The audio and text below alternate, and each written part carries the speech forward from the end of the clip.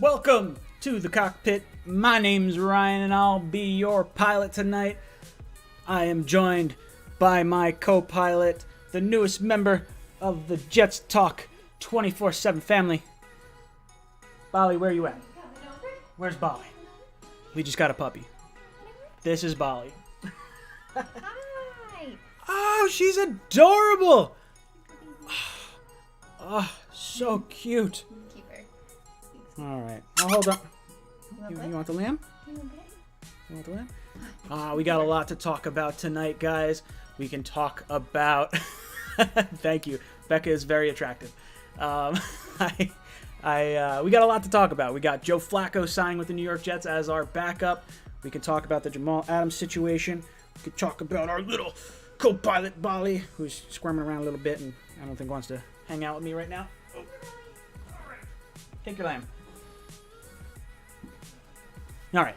So she'll come back at some point. But Bali is the newest addition to the Jets Talk 24/7 family. And she's adorable. She's so cute. We just got her on Saturday. I am very excited. I haven't had much sleep the last few nights. Last few nights have been very, a little rough. It has been very, very tough with all the whining and crying in the, Becca, I think they want more of you over here. I outkicked my coverage on this one. I definitely did.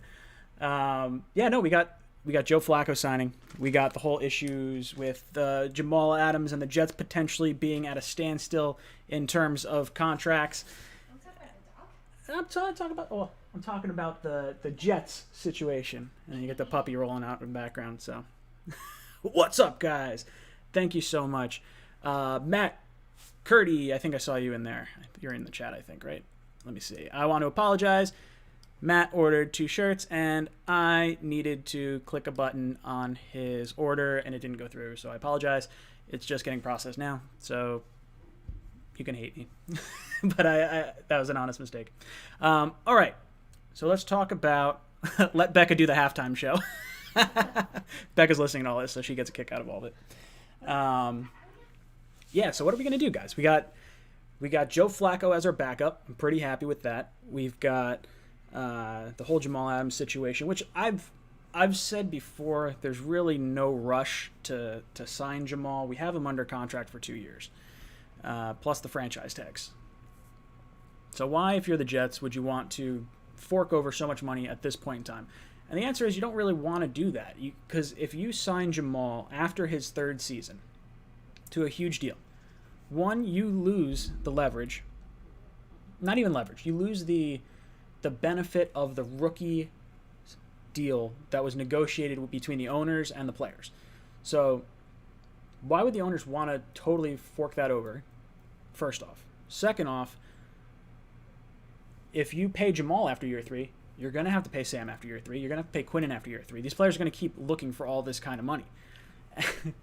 And it's just something that I don't think is wise for a GM to do. I also think, look, I've talked about it before. I think Jamal's going to ask for the most defensive money on the New York Jets, and that would be over $17 million a year, which is what Jermaine Johnson got. It's what CJ Mosley got.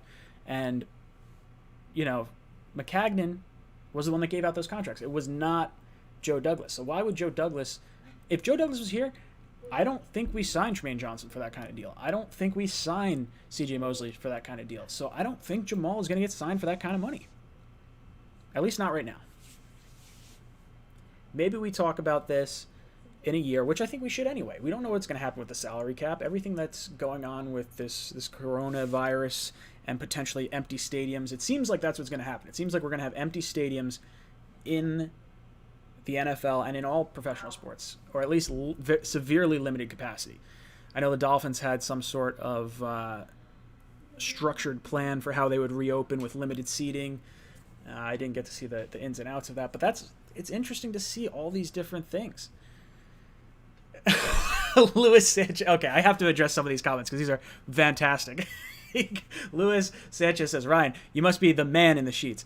No, I outkicked my coverage, and I guess it's all personality for me.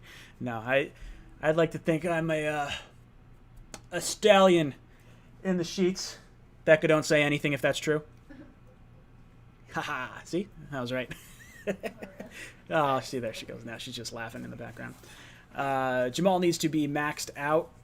Maxed out meaning pay-wise? Is that what you're trying to get? Like, if we're trying to pay Jamal as much as he's going to want, that's going to severely cripple us. And just realize, Dak Prescott just turned down, rumored to have turned down. Let me pull up the exact numbers that people are rumored. This is a weird thing to say. Exact rumors.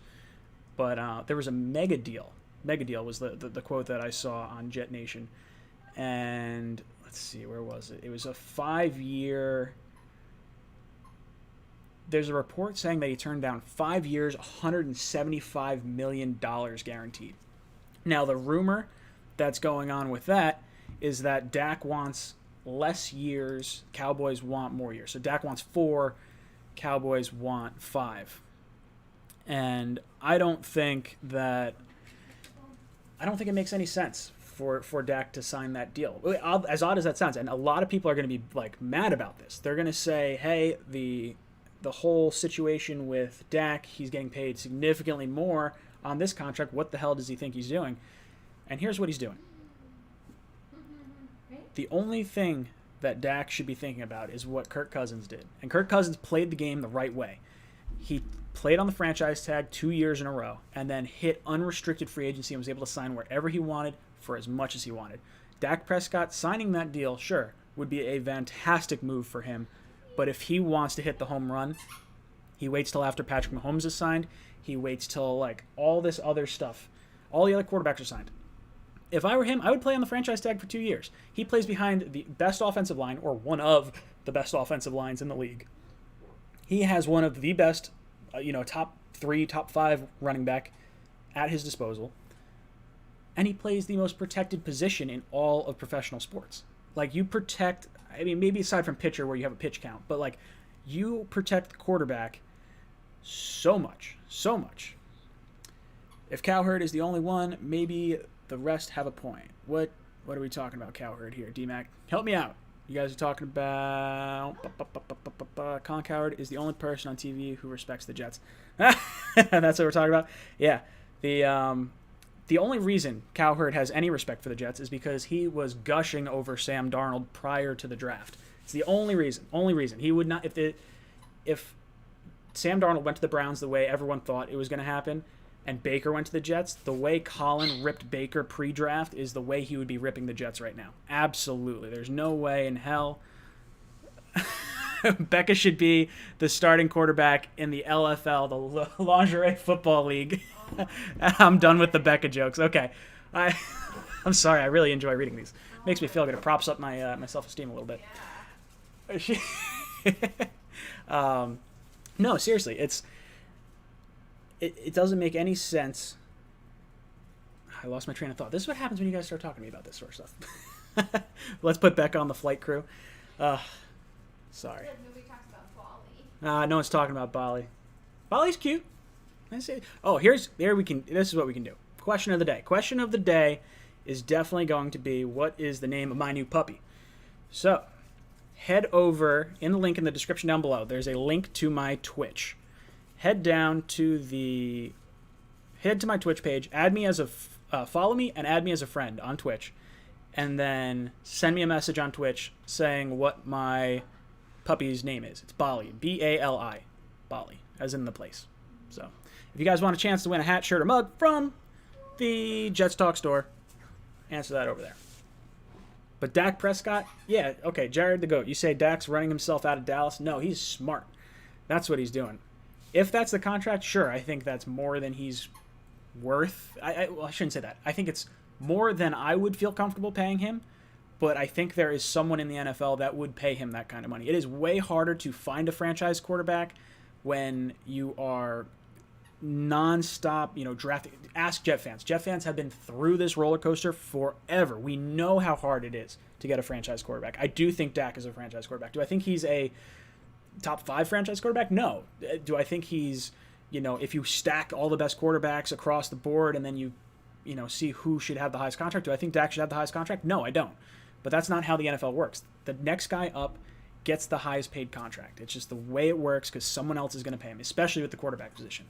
And when you look at the new TV contract that's going to come out, yes, the salary cap could take a small dip next year or some kind of dip, and maybe Dak signing that deal now prevents the potential of maybe some lost income in the event the salary cap does drop. Like, I get that there's arguments both ways, and I would bet Giants fans, Eagles fans, and Redskins fans are hoping that Dak signs that kind of mega deal.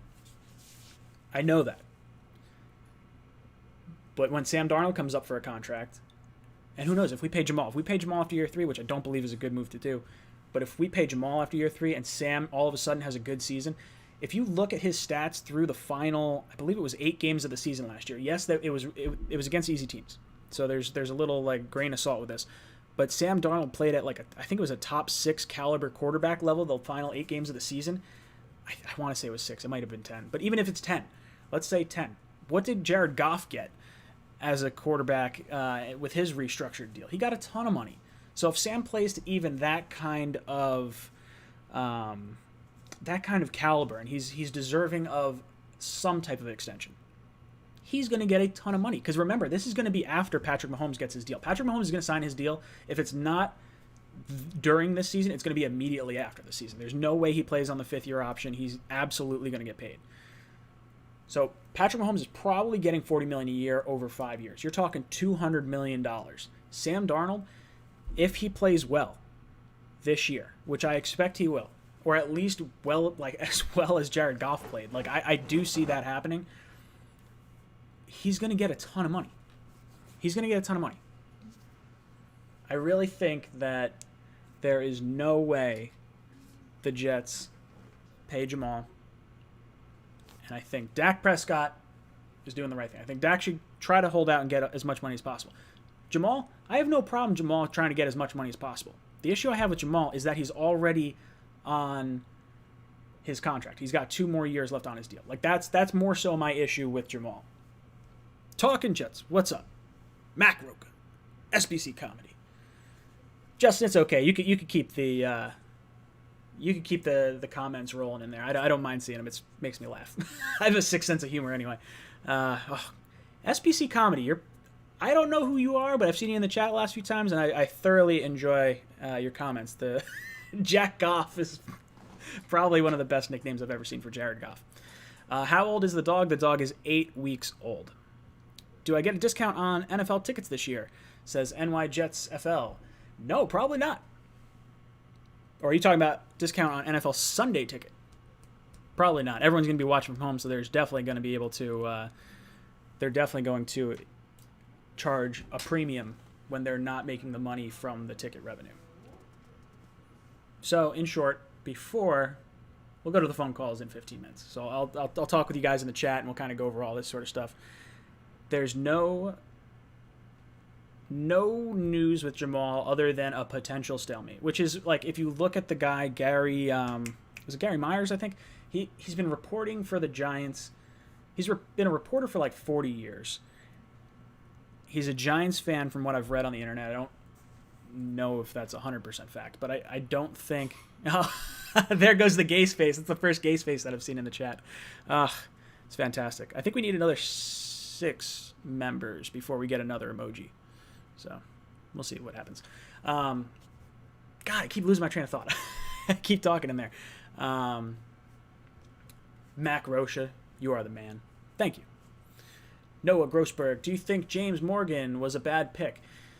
No, I don't think so. I think it was earlier than I would have liked. If it prevents the Patriots from getting their future franchise quarterback, worth its weight in gold. Right there. If that's the steadfast rumor, I'm all about it.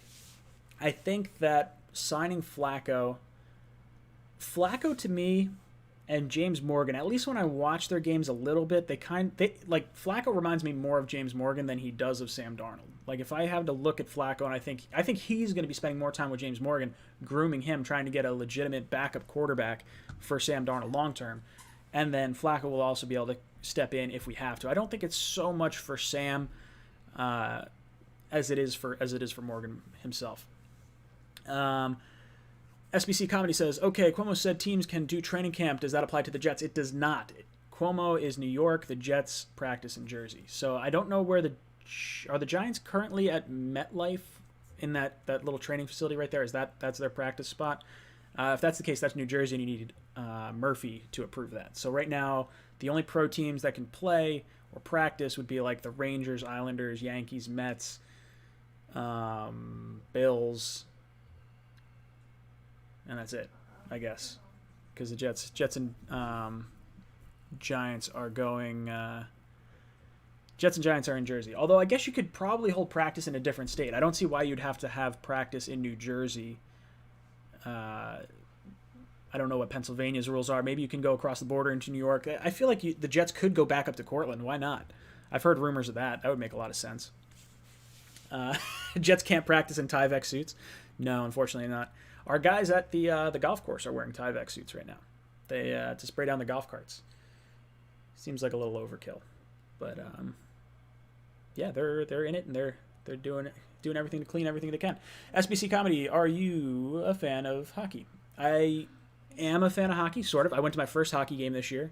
It's a Rangers game. It was a great game. Dude had like 5 goals or something crazy like that. I got to get myself a hockey jersey. But no, I don't follow hockey. I don't follow really any sports outside of football. I would, if you had to ask me, I would say I'm a Knicks fan, a Rangers fan, and a Yankees fan. But that's kind of like, you know, sort of, I don't want to say tongue-in-cheek, but it's a little,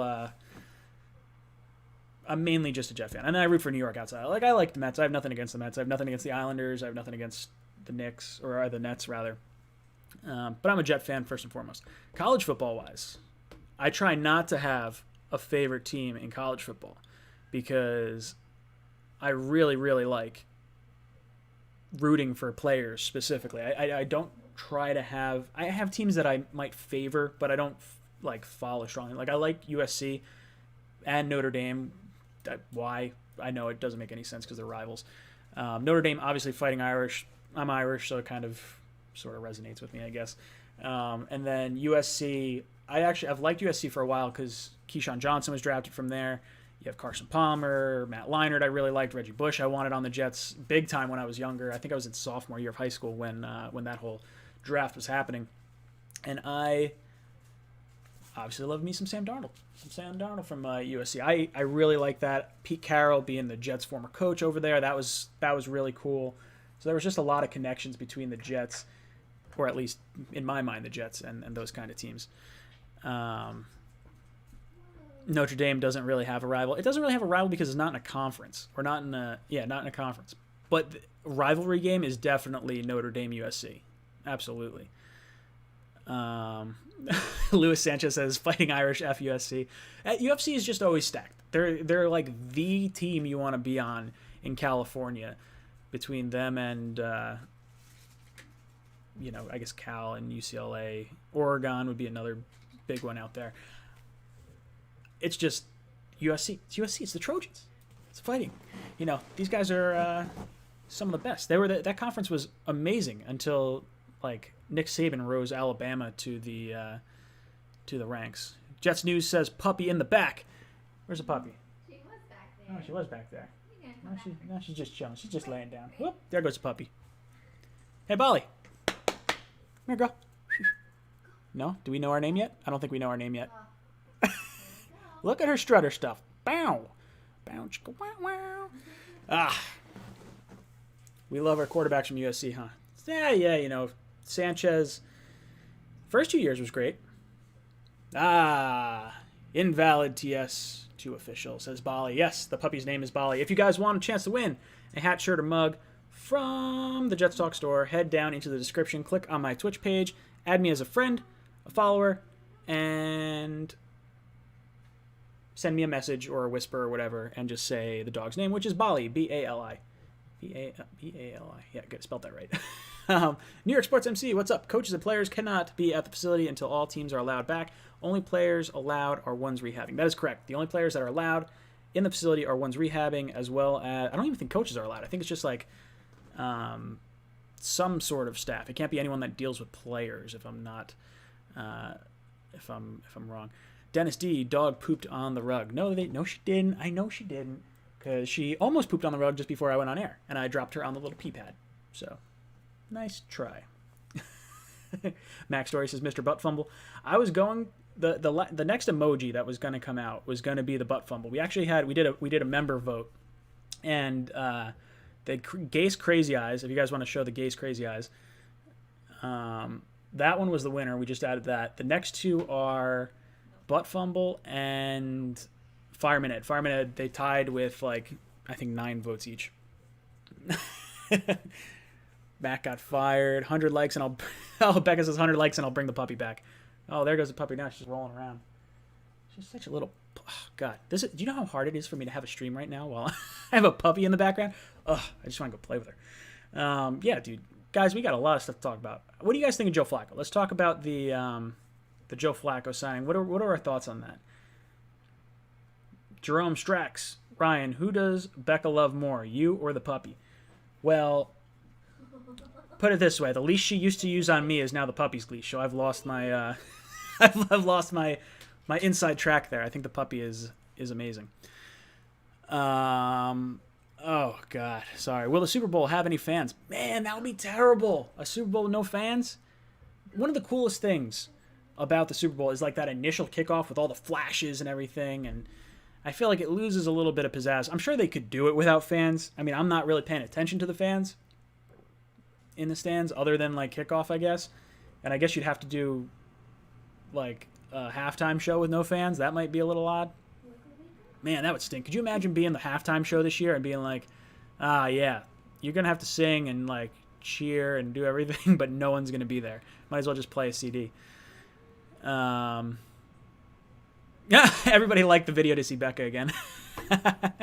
What breed of dog is Bali? Bali is a mini golden doodle. She's 8 weeks old right now. She's going to get to be about 35 pounds, I think is what I was told. Justin Levine, fans are as much a part of the game as players.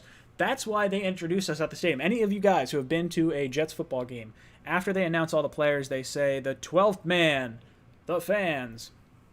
And it's really there is a home field advantage. Vegas puts a home field advantage, 2.5 points? Plus or minus, depending on where you're playing. That is absolutely a huge part of the game. If you take away the fans and it eliminates, I'm curious to see what Vegas does with those odds. Do they remove the 2.5 point, favorite for the home team, or is that something that goes away with the fans? Just traveling across the country, having, the 49ers go from West Coast to East Coast. Are they more likely to win in MetLife, even with the far travel? Yeah, you guys are right. You're talking about Arrowhead Stadium. Who said that? I just saw that pop up. Charlie Morrow. What about Arrowhead? That's a huge advantage. What about Seattle? We're going into Seattle. If there's no fans in Seattle, that is huge.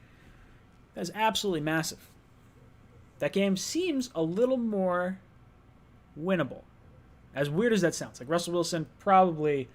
I mean, you could argue he's the best quarterback in the NFL right now. But I would say, without fans, it gives the Jets a slightly better chance.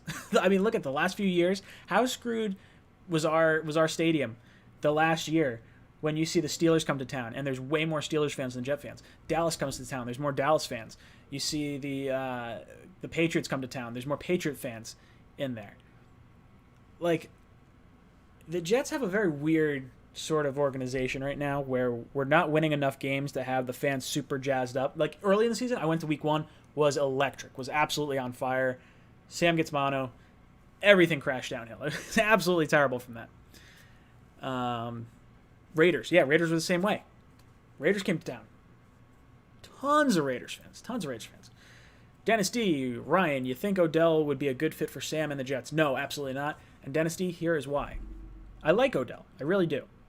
But Odell accused Greg Williams, our defensive coordinator, of trying to take him out in a preseason game in where Odell was on the Giants and Greg Williams was the defensive coordinator of the Browns. So last year he came out and said that, and that's really not good. I don't think that's a good thing to do. Joe S., thank you for the super chat. Would you have traded Lamb for Jamal and a third? Would I trade Jamal for Jamal and a third? No. Are you trying to say would I trade Jamal for Lamb and a third, I would say yes, I would. Because I wanted Lamb at 11 anyway. And if I thought I was going to get number 17 and a third round pick, that's kind of the floor. I want a first, a third, and like next year's second. That would be like my ideal kind of trade compensation, I think. I don't see 2 first round picks happening for Jamal. It just doesn't make sense to me. But yeah, I would do that. But Lamb now, if he signs his contract and the Cowboys pay his signing bonus, now all of a sudden the Cowboys are on the hook for that signing bonus. So if they were to trade him, we'd get him on an amazing deal, but the Cowboys would have a huge dead cap hit, and that doesn't make any sense for them. Who just sent a super chat? I just saw that. Or a super sticker or whatever that's called. Brian! Thank you so much. He says, mic drop. This will be my mic drop. Boom! Mic drop. Sorry if that popped the audio a little bit. I don't move this thing too much. You guys are saying you prefer Josh Gordon over Odell.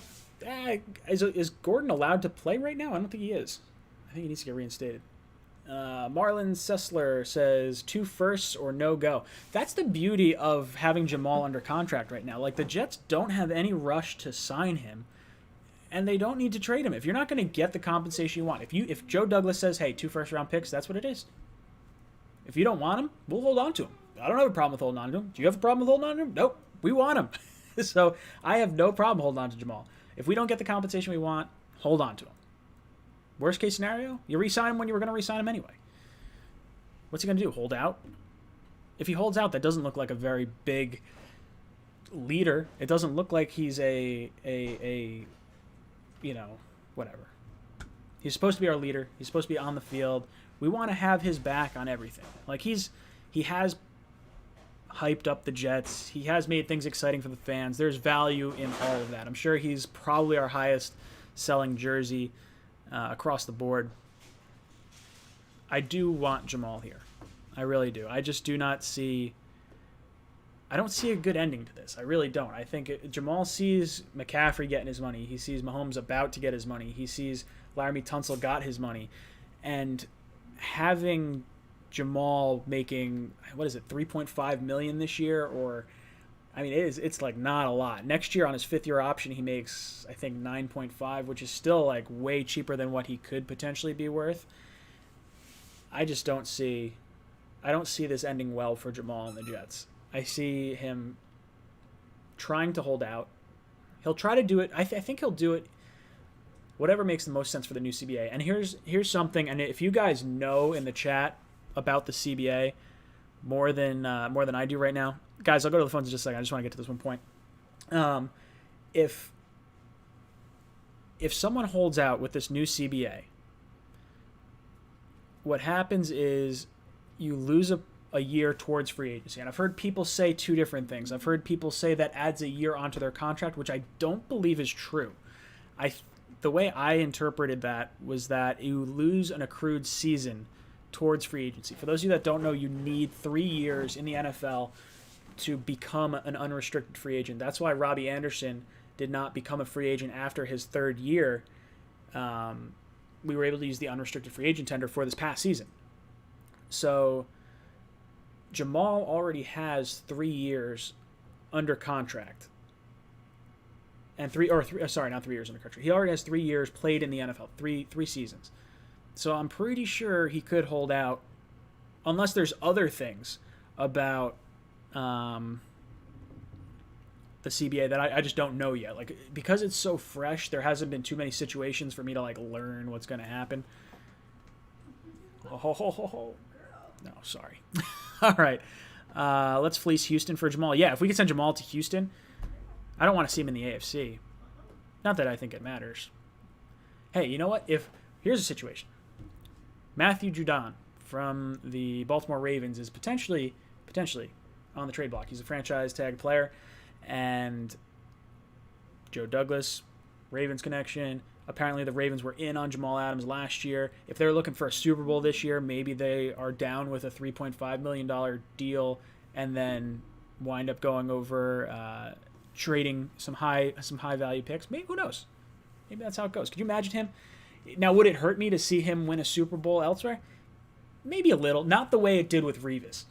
like I don't view Revis and Jamal on the same platform. Like Revis 110% earned his money. He is, in my mind, the best cornerback that I've ever seen play the game. Like Deion Sanders, I think, was the best playmaker and probably the best defensive back. Him and Ed Reed would be like the two guys that I would kind of put as the best defensive backs. But I think as a man-to-man corner, that 2009 and 2010 season from Revis were unreal. It was absolutely incredible. And I think I don't think you can compare the whole Revis and Jamal thing. And I'd have to go back. I wish I could remember what year Revis was when he started holding out. If you guys know that, let me know in the comments. Brian Anderson, do you have season tickets? I used to have season tickets. I had season tickets from like probably 94 or 95 right through till 2007 or 8. It was just before we drafted Mark Sanchez. My last year with season tickets was the last year in the old stadium with Brett Favre.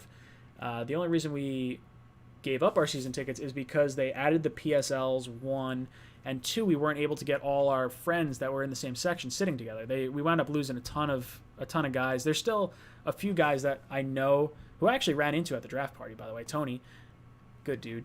Wound up running into him at the draft party. He still goes to the games.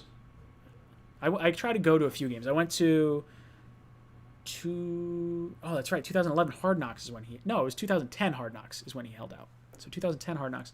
When was he drafted? 2007? I think it was 2007. I think it was the year after Mangold and Brick. So that would be what, 7, 8, 9, 10. So he was going into last year of his deal, right? Or after his 3 years? Maybe it was. I don't know. All right. You know what? Let's go to the phones. I know you guys want to talk some Jets. I'm going to refresh the page, and then we can talk some Jets. Remember, if you guys want to win a shirt, hat, or mug from the Jets Talk store, head down into the description, click on my Twitch page. I'm trying to grow that. I'm eventually going to simulcast here and Twitch, and I'd like to grow that following a little bit, so that way when I start doing it, it looks a little more impressive than just going from nothing. So follow me on Twitch, add me as a friend on Twitch, and then message me on Twitch saying the name of my puppy, which is Bali, B-A-L-I. Call from Charlie Morrow. Charlie, what's up, brother? Welcome to the cockpit. Hey, Ryan, what's going on? I wanted to talk about Joe Flacco situation and then Jamal.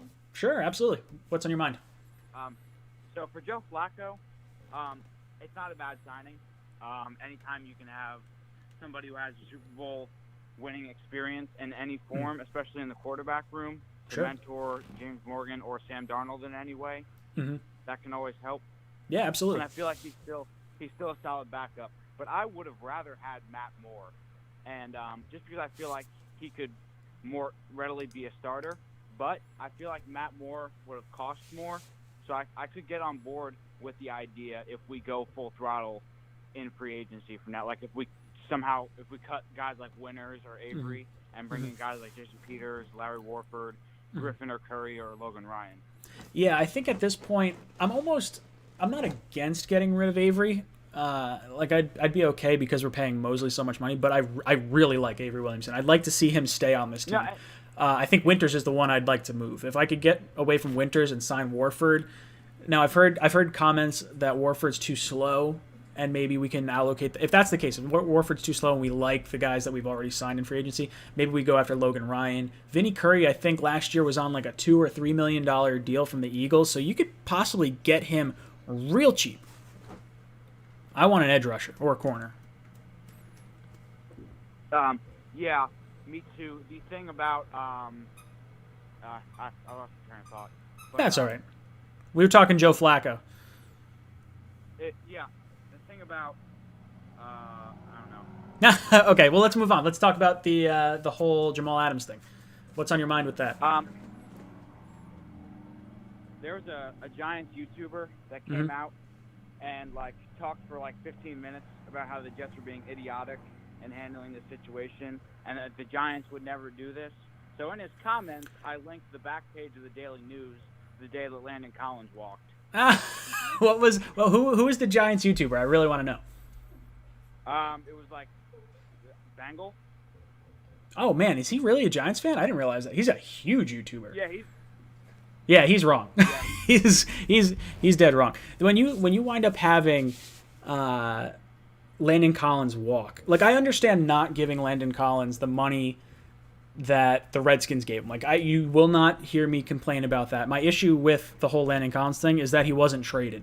The fact that you just let him walk for nothing was a joke. Yeah. And it was a great title, too. It was like Land of the Lost. Oh, yeah. Yeah, it makes no sense. And about Jamal Adams, it wouldn't pain me to see him going to the Cowboys, although I don't think they're on his shit. Because it's not like Revis going to the Patriots where you know he's going to win a Super Bowl. Like, you know they're always a hype machine, and everybody's on board, and then they lay an egg in the first or second round. Like, I'm not worried about that happening. Yeah, the issue for me with Revis was that he left Tampa Bay as a free agent and went to New England. Like, that's what hurt. Like, we could have signed him back, and I guess Woody Johnson was spiteful and said, no, don't pay him that much money. But he went to the Patriots knowing he had a great chance to win a Super Bowl, which I really can't complain, but it hurt me because it was like this guy that I viewed as like the Jet of like great Jets. Like, he was like probably, you could argue he's the best Jet in Jet history. Like, I think there's a legit argument for it, for the style of play he had in the time period he had. It's the easiest time to get passing yardage in the NFL, and he locked down the best receivers in the NFL week in and week out. And he bullied people. Oh, it was insane. That 2000, I think it was 2009, where he had that crazy, or no, it was 2010. He had the crazy season where he shut down like every top receiver. The list was seven or eight. It was Randy Moss twice, Ocho Cinco twice. Yeah. The guy didn't the Bills have a really good receiver that he shut down twice? I don't know if T.O. was. Oh no, Steve Johnson burnt Revis, I think, because it was like 5-yard slants. I think that was the issue with Revis, was like those really tiny short routes. But I'm pretty sure he locked down. Was it? Who's the tech? Andre Johnson. That's what I was thinking. I wasn't going to say Hopkins. I knew it was the other Texans receiver. Andre Johnson. He had. I want to say it was. Was it Marvin Harrison, or T.Y. Hill? One of the Colts receivers, I think, during that year too. It was like Reggie Wayne. It was Wayne. Okay, that's what it was. Yeah, he locked down everyone. It was unreal what he did. Anyway, yeah, him moving to the Patriots, that hurt. Jamal, if he went to the Cowboys, would not hurt at all. I don't hate the Cowboys. I really don't. I really like Tony Romo. He was one of the guys that I thought was a quarterback that just always kind of, not that he got screwed because he flubbed up a few times, but I would have loved to have had him on the Jets when he was in his prime. The reason I hate the Cowboys is because I'm a transplant, and now I live in Virginia. Yeah. There are Cowboys fans everywhere, and I don't stop hearing it from them. Oh, dude, they are all over the place. The biggest fan base outside of Jets and Giants in New York is definitely the Cowboys. I know a ton of Cowboys fans in New York. Well, I'm from Long Island, right? Yeah. And my cousin's boyfriend or ex-boyfriend is a Cowboys fan, right? And he starts like messaging me all week about how he doesn't want to hear me crying when we're playing, and it's not going to go well, and you don't want to see the ending. Oh yeah, look, I don't think this is going to end well for the Jets, and I've said it before. I'll say it again. I think Jamal wants to be a Jet. I think Douglas wants him to be a Jet. I think the owners want him to be a Jet. I think the fans want him to be a Jet. But I think what's going to happen is Douglas is going to offer him $15 million a year. That'll make him the highest paid safety. Jamal's going to want at least the highest paid defensive player, which I think is Mosley at $17 million. Or you could see him ask for top defender money, which is going to be closer to $20 million because he's an entertainer, he's a leader. Yeah, I think he's asking for the moon, and he doesn't really have a ton of leverage right now. But I think what's going to happen is there's going to be this stalemate. The Jets are going to be forced to trade Jamal. Jamal's going to say, I never wanted to leave New York. I wanted to keep negotiating. I wanted to stay there. I wanted to be a career Jet. He's going to drag us through the mud in the media. The fans are going to rip the Jets a new one. And the Jets are going to come out looking like they have egg on their face. And they're like, wait, what the heck? We tried to sign him. We offered him a contract. It was a deal that would have made him the highest paid safety ever. And, we're getting, dragged through the mud. That's what I think is going to happen, and that hurts because I think Jamal is absolutely orchestrating this where he's going to get wherever he wants to go. I don't know if it's going to wind up being Dallas, but I think he will wind up going, to another team, and that's the card he's going to play. He's going to say, I never planned to leave New York, but hey, I'm on the Lions or whatever it is, and I'm going to win a championship with Detroit. And he'll say the good thing that you need to kind of say, but it's very much a plan, and I think he knows it, and that kind of irritates me. Well, the lost train of thought has arrived in the station. Okay. So, Yeah. The whole thing about Avery is that we were kind of considering him, whether to keep him around or not, and then Greg Williams came in, and he saw enough out of him in the preseason to think he could be an edge rusher, or better than anything we had, right? I like that. And it would be unfair to cut him because he never got a shot at that. Oh, for sure. I liked Avery. Avery was a very good part of the team for a while in trying to keep together the locker room that Todd Bowles lost. Yeah, I really like Avery. I got to talk to Avery a little bit. I did a co-star. I saw that one. It was cool. He's a nice guy. We got to talk a little bit prior to it going on air, a little bit, at the end of it. And it was just, he's a good guy. I love his Instagram posts. I think it was Instagram or Twitter, where he's in his helmet and he's like watching the football games. It's like, this is like exciting for a Jet fan. Like I want to engage with the fans. I want to have fun with the players. And I wanted to see Avery Williamson on the field with Mosley last year. I really thought he was going to get cut. I thought for sure with his cap number, he'd wind up getting moved on from. But if we're not going to use that, we're paying him 8.5 this year, or at least that's his cap number. We're actually giving him 6.5 because $2 million of that was a signing bonus. But if we cut him, we save $6.5 million. So if the Jets were up against the cap, which they really aren't right now, like there's no players that were really going to come out and sign at this point in the offseason, maybe Logan Ryan, but I would cut Winters before I cut Avery Williamson. I very much want to see Avery on the field. And if they think he's an edge rusher, that's huge because we need an edge rusher. I don't think Zuniga's... He's a great football player. He is. I think he has the athletic ability. He's really good. I was really impressed with him his first year here with us. But the thing about Jamal Adams going to the Cowboys is that, that wouldn't make much sense to me, right? Because you got to pay Vander Esch, and you think he's an elite defender, right? And eventually you're going to have to work out the Dak contract, and you're already close to the cap. How is that going to work out? That's just it. They already paid Amari $20 million a year. That makes no sense. He's on a $100 million deal. Yeah, I don't know. I'd have to look at the figures to see when they could get out of that deal, but I'd imagine it's at least a 3-year contract before all of his guaranteed money's kind of expired. I don't know where Jamal's going to go, and I don't know where he thinks he's going to get the money that he's going to want to demand from the Jets. I don't know if he thinks that Douglas is fell off the apple cart and is just the same GM that McCagnon was, because everything that I've seen from Douglas this offseason does not lead me.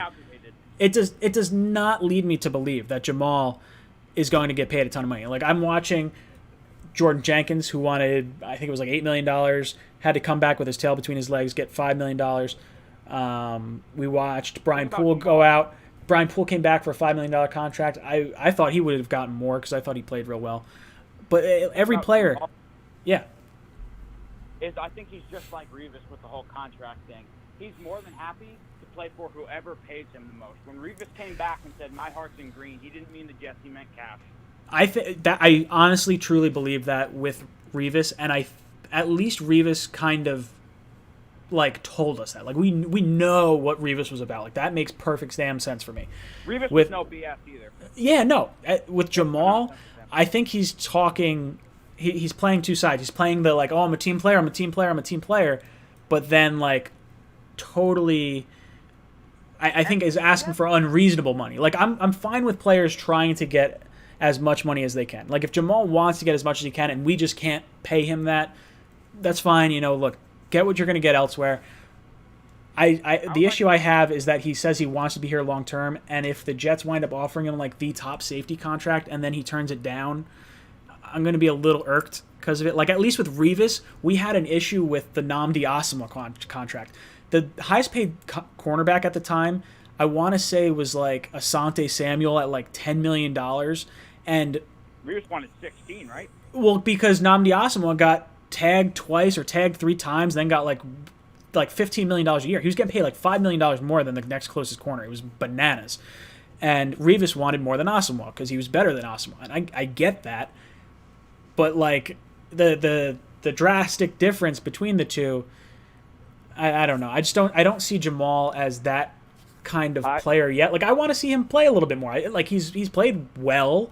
I think with the Jets' offense being as bad as it was and not converting on getting first downs or touchdowns or any of that, Jamal was in a better position to stop the run and stop plays behind the line of scrimmage, which are kind of like the plays that he's being touted for.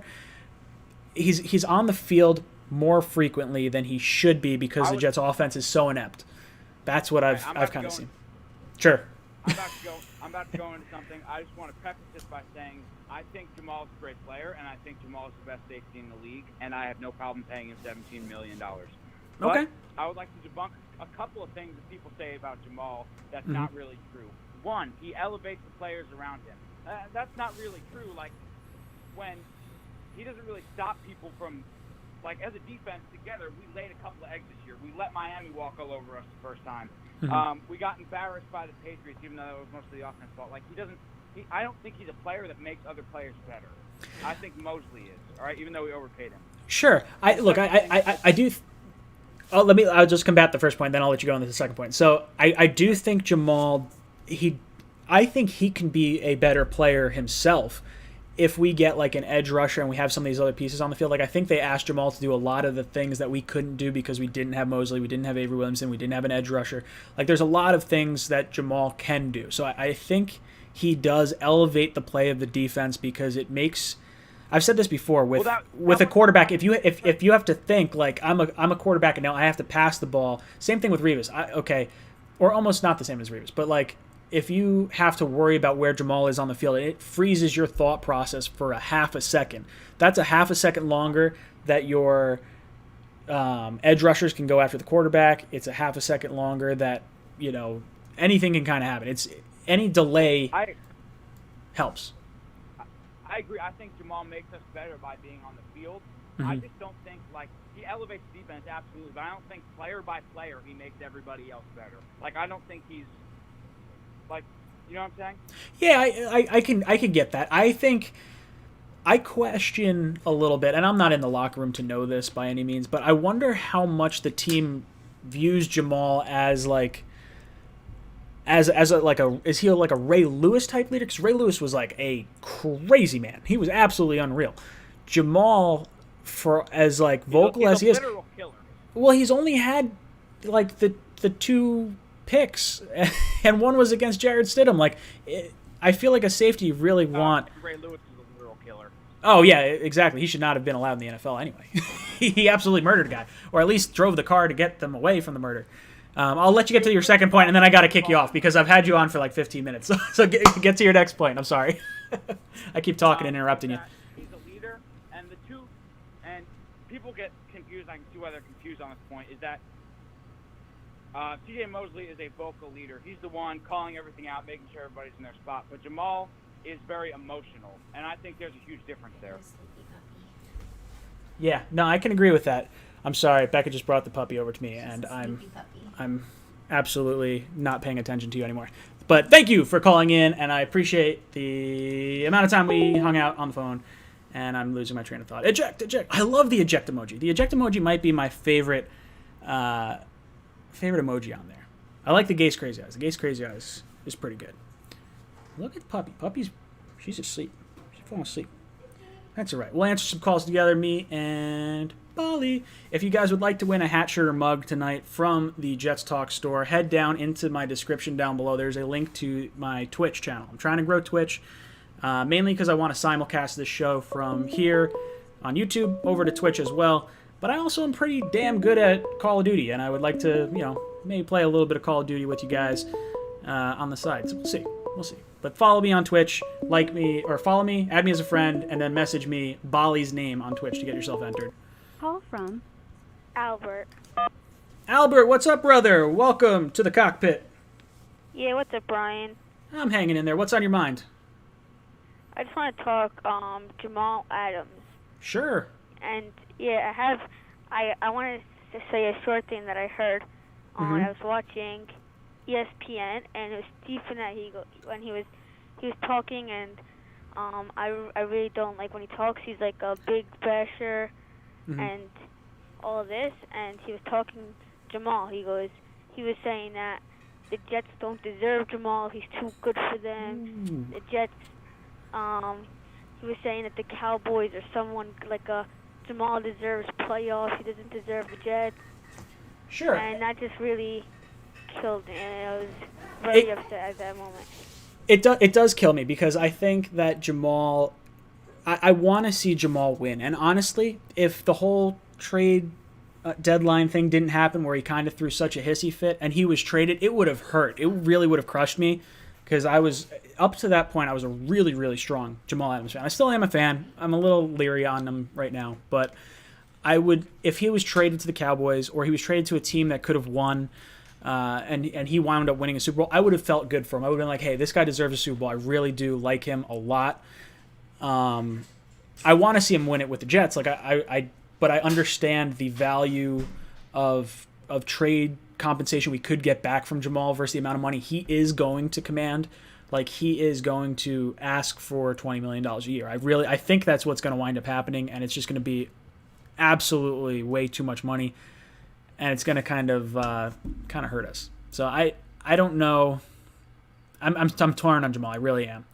I want him to stay here. I just hope he takes a semi-reasonable contract as the highest paid safety, just not like bananas. We'll see. Yeah, but I personally love Jamal. I think he's sure.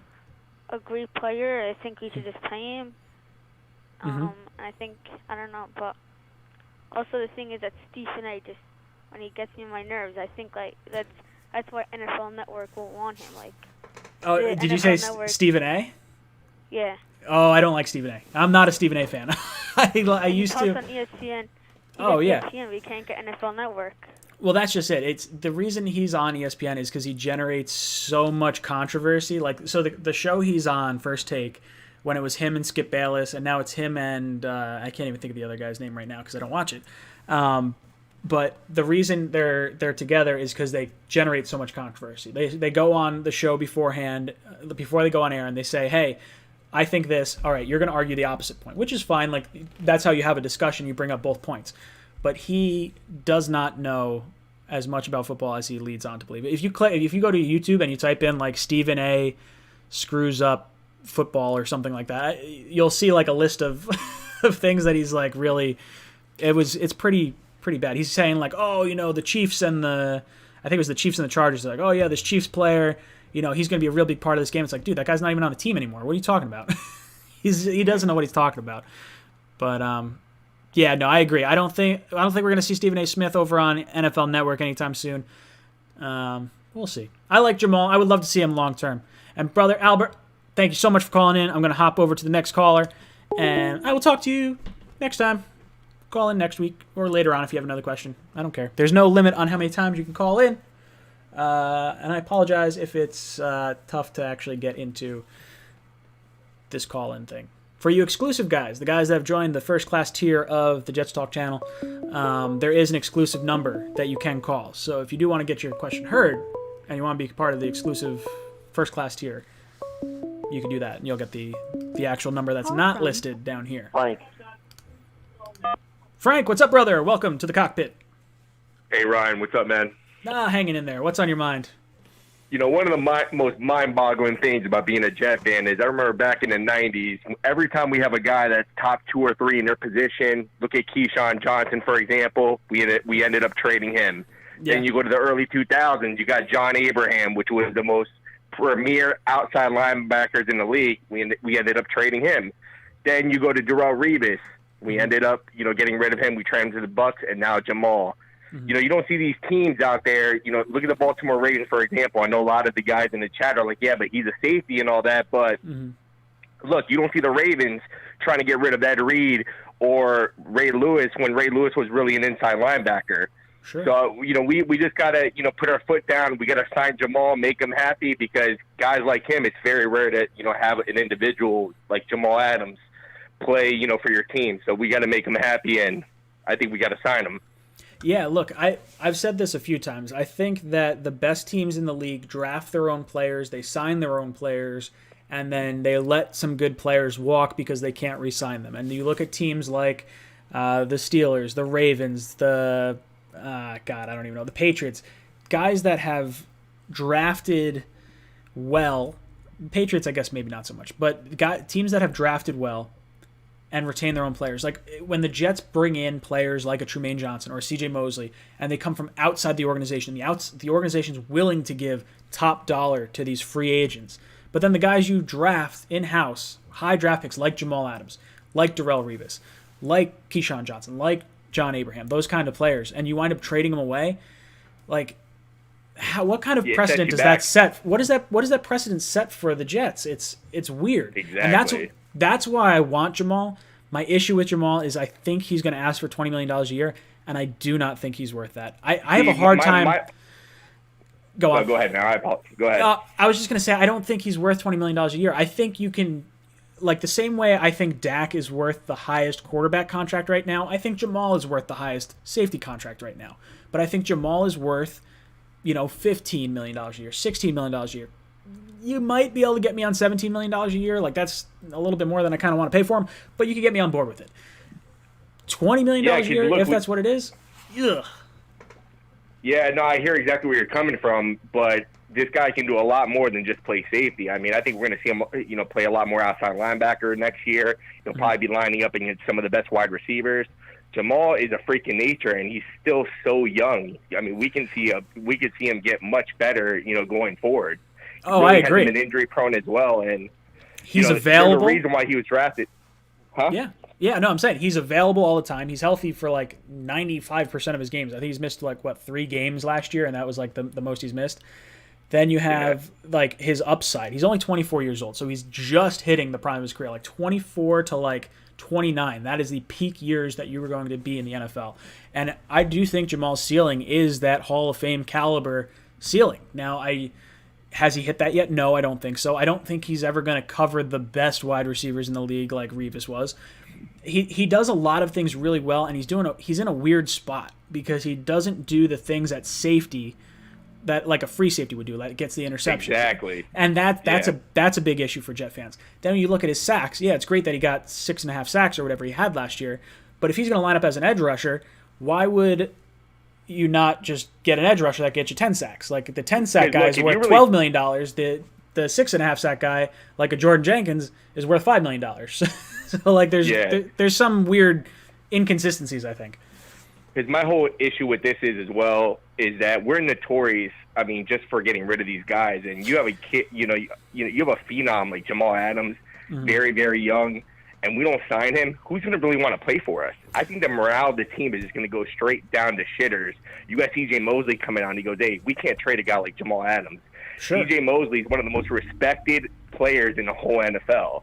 That's the reason why McCaggan gave him all this money. Is because of the type of guy that he was in the locker room and what he showed, on the field for the Baltimore Ravens all those years. So there's, we can't get rid of Jamal. I mean, we just have to sign him. We have to put our foot down and be like, hey, look, we got a quarterback on a rookie deal. Let's, I think we got to pay the guy. And that's really about it, Ryan. Love your show, man. I'm going to be hanging up so you can move on. Next caller. Thank you, dude, so much. I love that call. That was a very good call. Now, I will say this. You brought it up at the end. The Jets, they should pay Jamal. They really should. And I think we talked about it where what player wants to play for the Jets if they're not going to pay their own players? That's an issue. I think that's a real big issue. The issue for me is I almost want to see the Jets come out and be like, hey, look, we want you to play 4 years. If they just go to Jamal, it's like, hey, we'll sign you to the huge deal after 4 years. Like, just play through the 4 years. We won't let you play on the 5th-year option.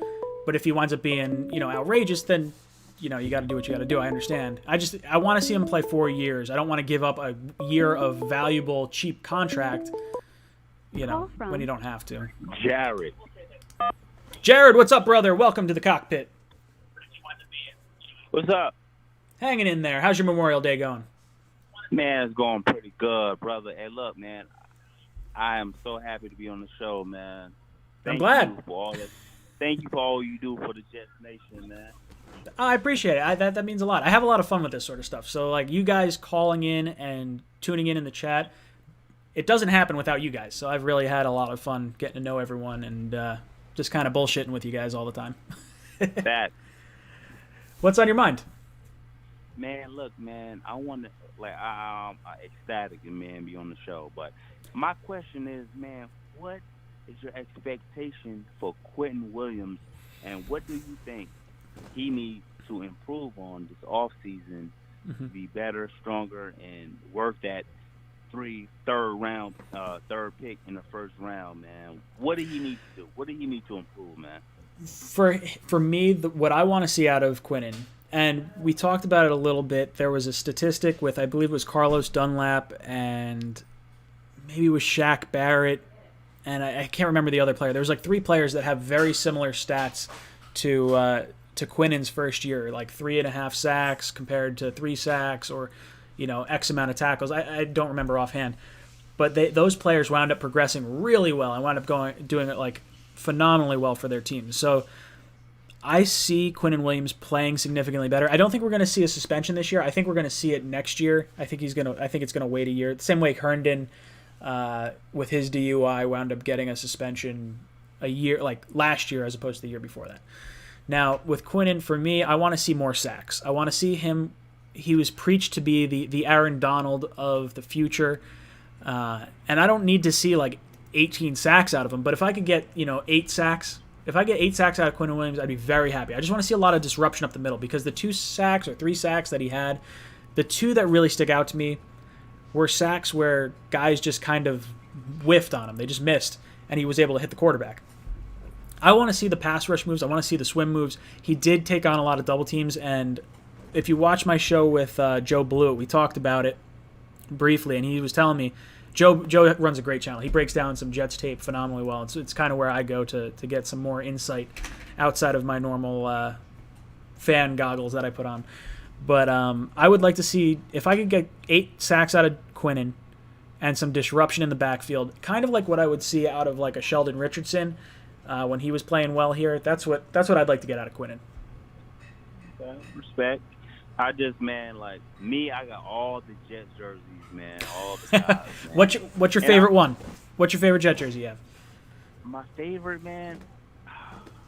My favorite, I'm not gonna be honest. I got all the Jamal Adams. I got it for my son, my wife. Man, that's my guy. I pray that Joe Douglas do what's right. Pay him, man. Pay him, bro. I think the highest is what safety is 14. Give that man 16. Give him 16. I agree. Man. That's what I want. If you could pay him $16 million a year and you could lock him in for 5 years, you have him right through his prime. Absolutely, sign me up for it. I just don't. I think Jamal wants way more than that. That's what I think the issue is going to wind up being. And then the Jets are going to look like they gave up on Jamal, and then it's going to be Jamal that forces the way out. Man, look, Jamal, man, give him more than long as no more than 20. Look, don't give him more than 20, but pay the man, dude. Because guess what? The reason why we got CJ, I know he got hurt, but guess what? In that Buffalo game, the reason why we lost is because he got out. He got hurt. Oh yeah. We were supposed to win that game, man. If we would have won that game and won that, we would have won that Buffalo game. We would have won that Browns game. Not Seattle. Cincinnati game. Sure. Bro, that's 9 games right there. That's just it. And I think we win the Browns game. If Sam Darnold doesn't get mono, that's what I'm looking forward to this year. We have a better offensive line than we did last year. The schedule's going to be harder, but you have a better offensive line. I think our wide receiving core is better. I do think the additions of Mims and Perriman together are better than just Robbie Anderson. I think Robbie Anderson's the better player up between him and Perriman at this point in time. Not that I think that couldn't change. But then I think you go for it. No. I'm babbling at this point. Go on. Seriously though. The jersey I want, man, I want Quinnen Williams. Mm-hmm. But my wife is her maiden name is Williams, so I don't really want to. Oh shit!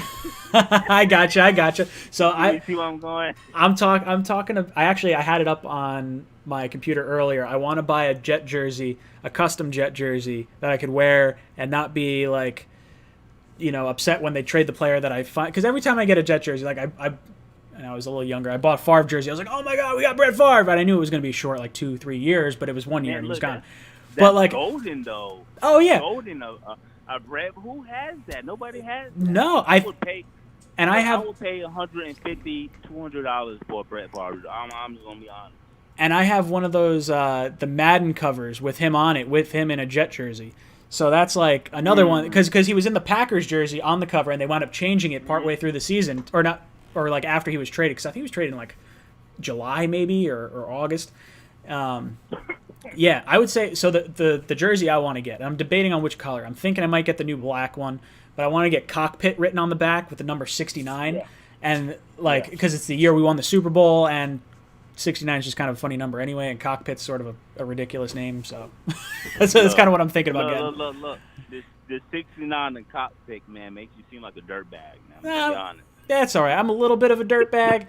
And you know what? There's going to be guys that think that, but I know the 69 is when the Jets won the Super Bowl, so it makes me feel a little bit better. I'm a little double entendre kind of guy. Hold on now. I thought it was 68, man. I thought it was 68. It was the 68 season. The Super Bowl was played in 1969. Oh, yeah. Yeah. So it's a little it's weird. It's a little maybe not so accurate in some fashions, but that's all right. I can forgive myself. Hey, look, man, I just want to appreciate you, man. I follow you on YouTube. I follow you on Facebook, man. Thank you for everything that you do for the culture of the Jets, man. Go Jets. Thank you so much. That means a lot to hear that. I hope you call in again in the future. Edward Ziff, Ryan, did you see the Jet baseball jersey I sent you? I haven't looked at it yet. I saw that you sent it through. I was preparing some stuff for the stream and then also playing with the puppy. So I'll take a look at it after. But I know Edward was talking about we should have a Jets kind of baseball jersey. My issue that I have with it is I use a drop shipping company and I can customize it through whatever products they have. And I did my research and I couldn't find one I could customize and ship through my... The lame cactus. Oh, the lame cactus. Lame cactus, what's up, dude? Welcome to the cockpit. Hey. All right, I have two things that I really wanted to ask you about. Yeah, shoot. The first thing is, I think it was Charles Robinson that said that the Cowboys were gonna offer like a first and a third round pick. Yep. And when we spent the first on Jamal, so it's basically just getting a third round pick, which is like nothing. And to me, I would not trade for that in a million years. I'd pay him 15 over that because it's like getting a third round pick and then taking the chances on another first round pick, which is later back because the Cowboys are gonna have decent success. Yeah, look, when you say that we got Jamal for a first, and if we traded him for a first and a third, we'd really only be getting a third.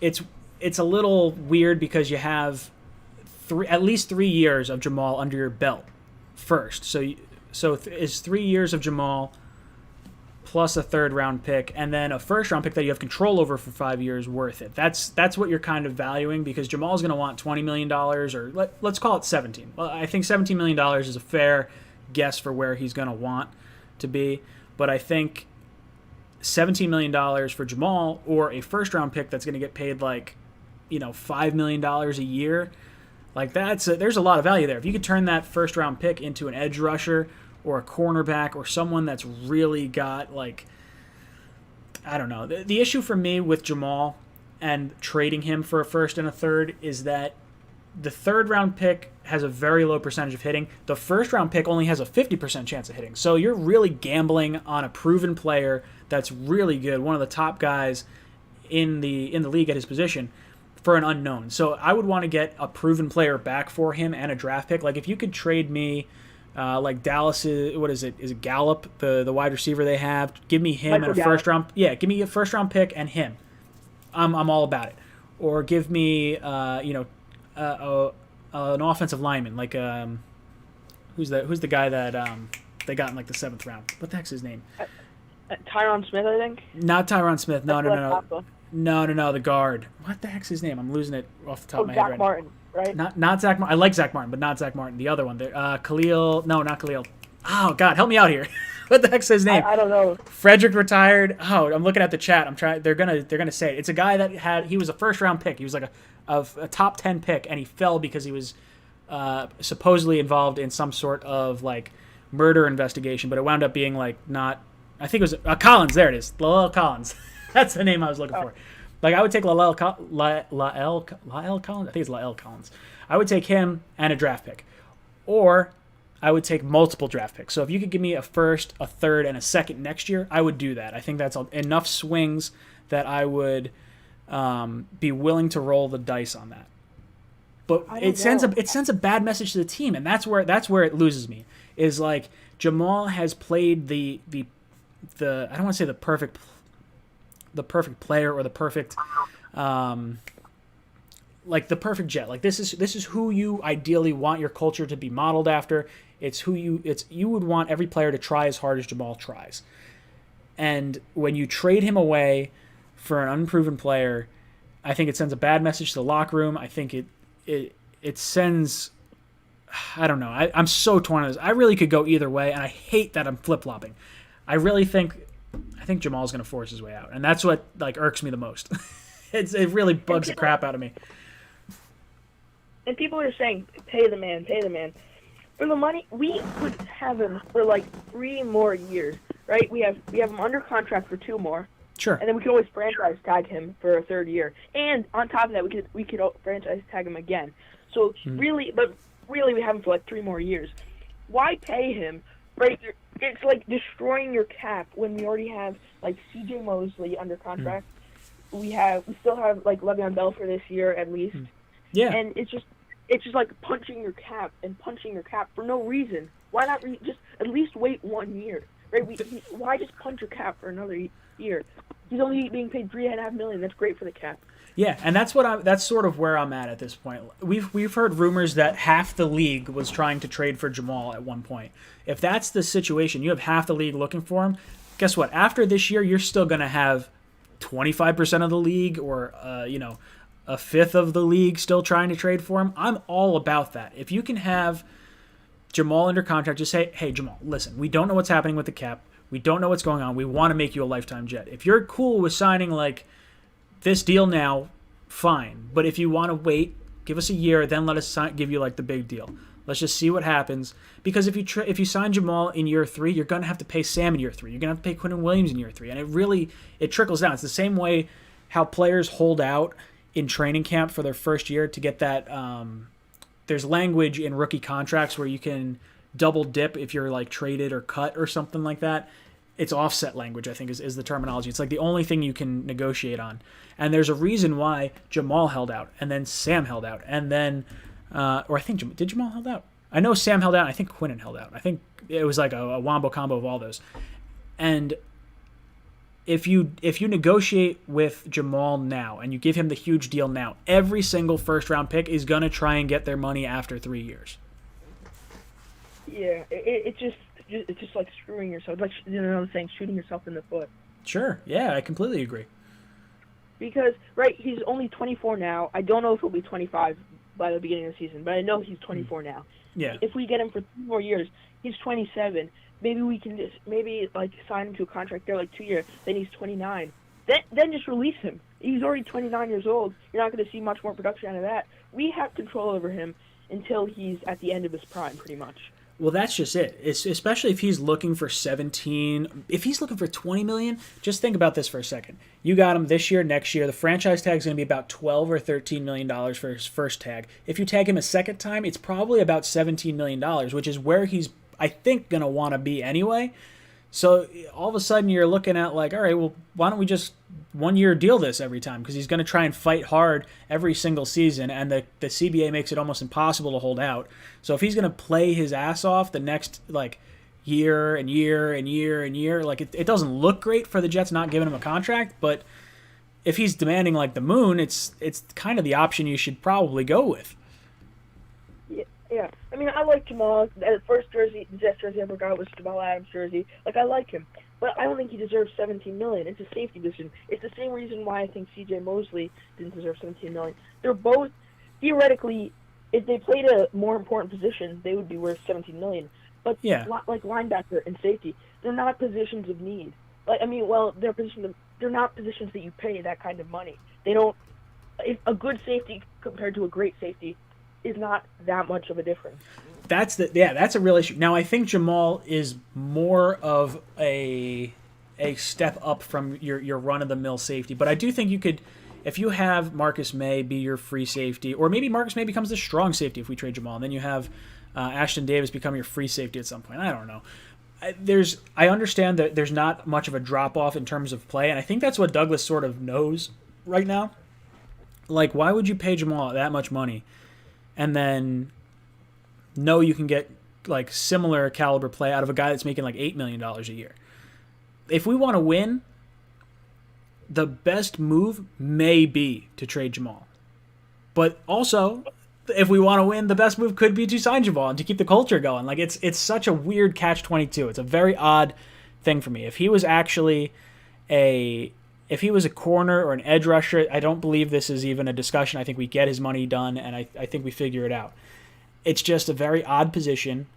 It's, who knows, could he fall off a map? He's not really like the fastest of guys. I think he's fast around the line of scrimmage, but I don't think he's like some sort of athletic freak like some of the other players in the league. Now, for me, it's very easy to say, like, okay, well, we had Tremaine Johnson on $17 million a year. I would easily take that money and give it to Jamal. And, like, for what we got out of Tremaine Johnson, it makes way more sense to pay Jamal. Mosley, I agree. I think Mosley was vastly overpaid. I thought he wasn't worth, I thought he was worth probably $15 million. Now, that said, I think he was the best player on the Jets defense for that first game. And I think he would have been the best Jet player on our defense the entire season. Like, the fact that Jamal is not you could argue Jamal's not the best Jet on this team. And him getting that much money, could be an issue. I don't know. I'm going to run myself out of words. Jamal Adams, the thing is, you either, if you want a deal done early, you either take less money to get the deal done early, or you wait a bit and then you get a more money deal. You get either or, not both. It's like he wants to have his cake and eat it too. You have to be able to have some wiggle room in your negotiations. I completely agree, and I'm ejecting you from the cockpit so I can move on to the next caller, but I completely agree on that last point. You have Jamal under contract for 4 years, so why should the Jets pay out the nose for Jamal right now? That's not how it should go. Jamal should get a team-friendly deal because we're giving him a ton of money guaranteed. Like, I have no problem guaranteeing Jamal's next 4 years for more than what we would have given him on his contract and on the franchise tags overall. Like, that would make sense to me because then he at least has the financial security moving forward. But for $20 million, like, go kick rocks. You could play on $9 million, $10 million franchise tags, whatever that is. I don't know. Press 2. I think the Jets have a lot of leverage here. What's up, Bernard? How you doing? All right, how you doing, buddy? Long time. Yeah, long time no talk. How you been?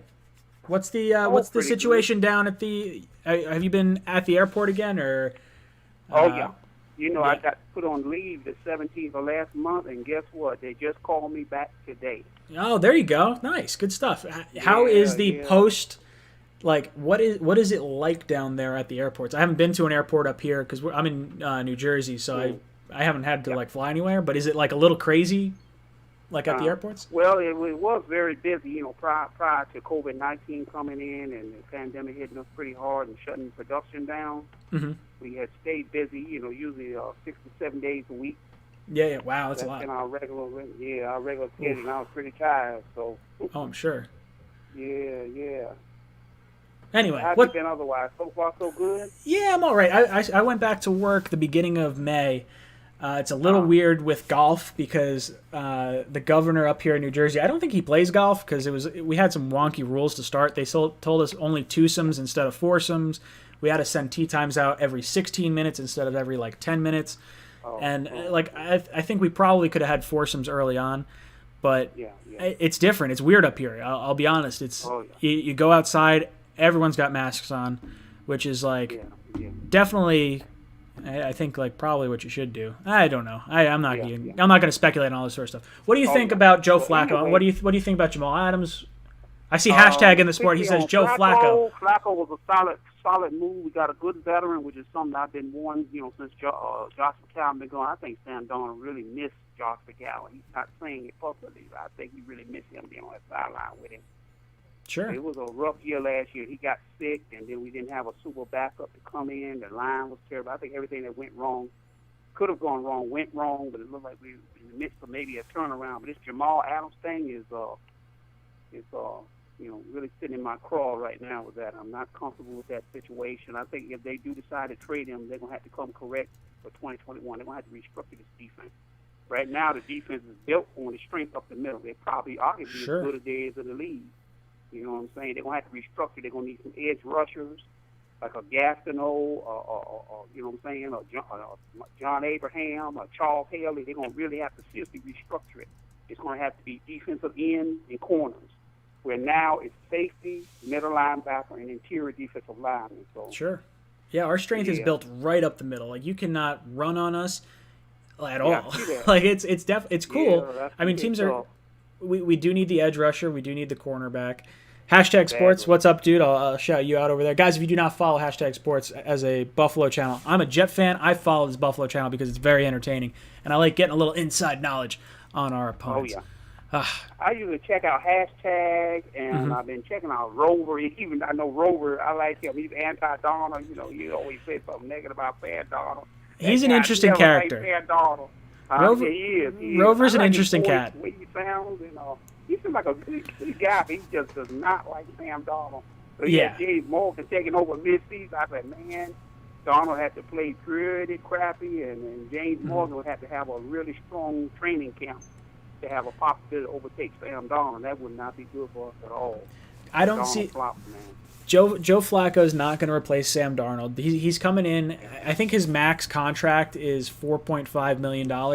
Like when he went to Denver, he was traded to Denver. He got, I don't even remember. I think it was like $20 million or something in that ball. Or maybe he was a free agent. He signed $20 million. Whatever it was. Yeah. He was getting like $20 million from Denver.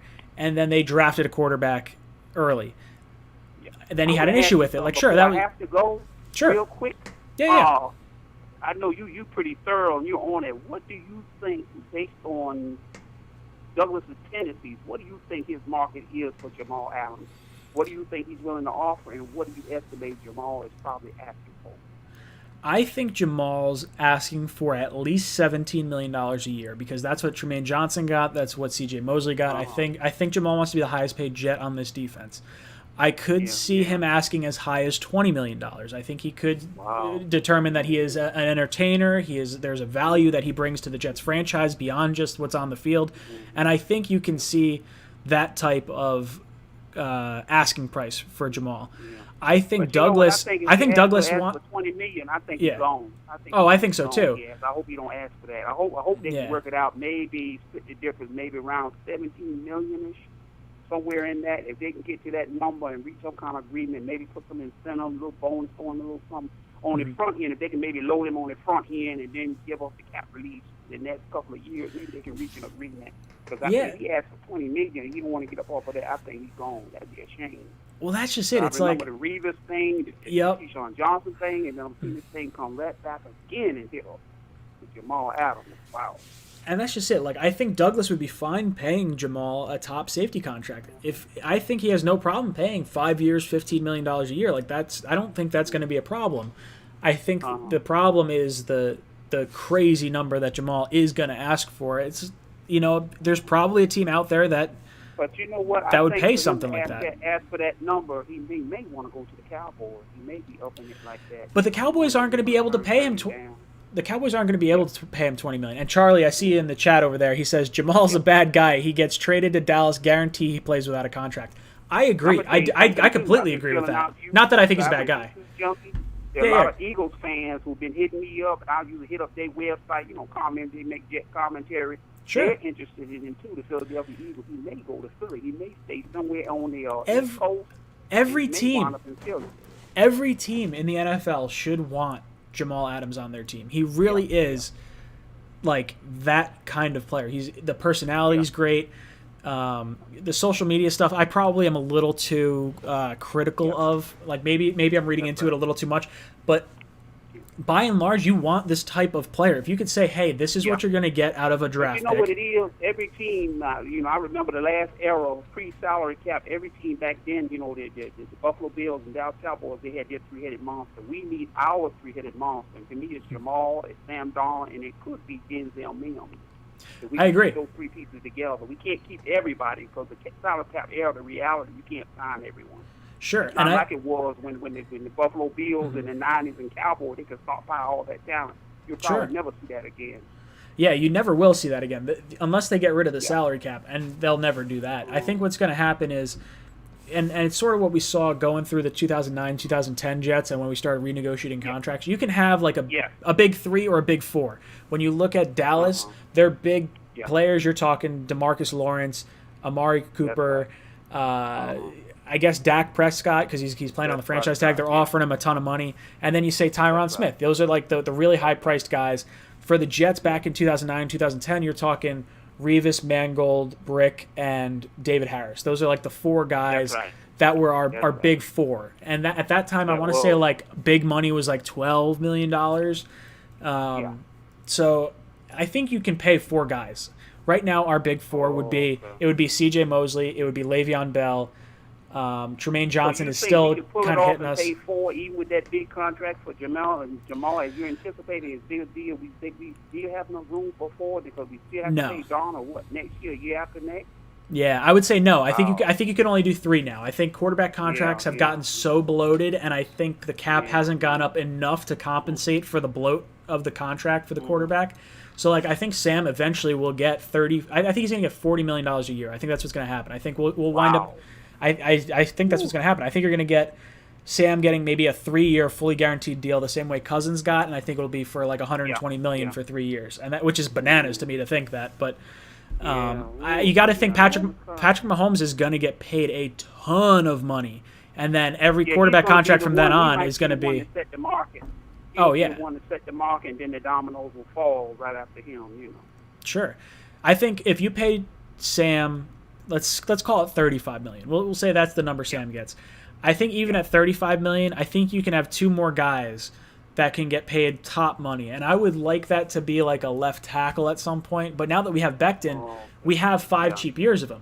If you pay Jamal and you pay Sam after 3 years, now maybe we only have 3 cheap years of Becton, which is kind of where my issue is. But you ideally want those highly priced players at quarterback, cornerback, edge rusher, and left tackle. That's where you want the bulk of your money right now. And we have money in running back, inside linebacker, potentially safety, like some weird spots. Yeah, because the way the league is set up, it's supposed to be, you're right, offensive line, quarterback, you think maybe wide receiver, edge rusher, that kind of thing. You don't think safety, you know what I'm saying?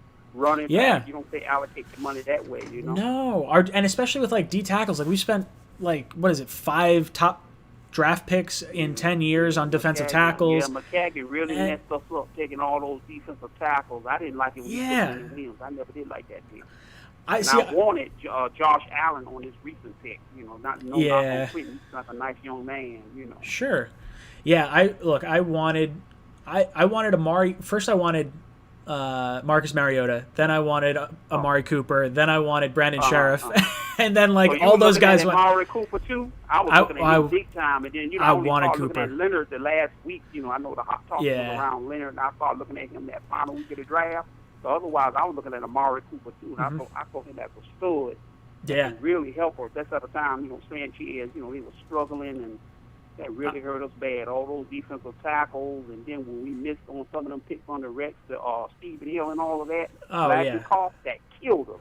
Yeah, our terrible drafting has been. Washington left. We never did replace them. It was terrible. Our drafting has been absolutely abysmal. Bernard, I'm going to get to some more callers. I'll talk to you later, brother. Yeah. Peace. Boom, Bernard. Good stuff. DPN Sports. What's up, brother? Good to have you in here. He's a Patriots channel. We will get together. Me, hashtag DPN Sports, and Dougly Do Wrong have been talking about doing some type of collaboration. So we'll do something soon. I'd love to do an AFC's panel. That would be fun. Mac. AFC's panel. Ooh, Mac, what's up, brother? Welcome to the cockpit. Hey, man. Hey, I just had a question to you. Sure. I was just curious. What do you think the deal is with Larry Warford? Why we haven't made a play for that or anybody else in the NFL? So I think that rationale, and here's what I've heard. I've heard Warford wants $7 million. I know Brian Winters is, if we cut him, we save $7.3 million, I think. So you could literally swap the player out. The issue, I think, is Larry Warford's one of the slowest guards in the NFL from a combine speed test wise, and him at 29 years old probably is not going to be very much faster than he was back then.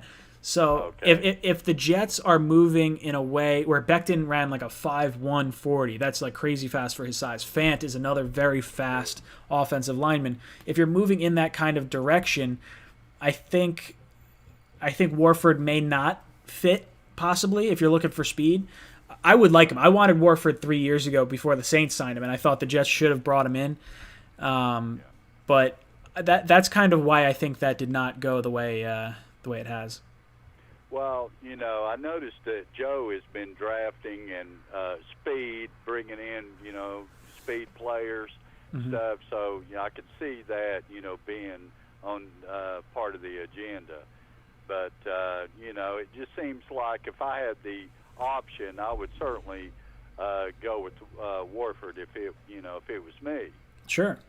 Yeah, no, it makes sense. And I probably don't know enough about the X's and O's to like understand what they're trying to get.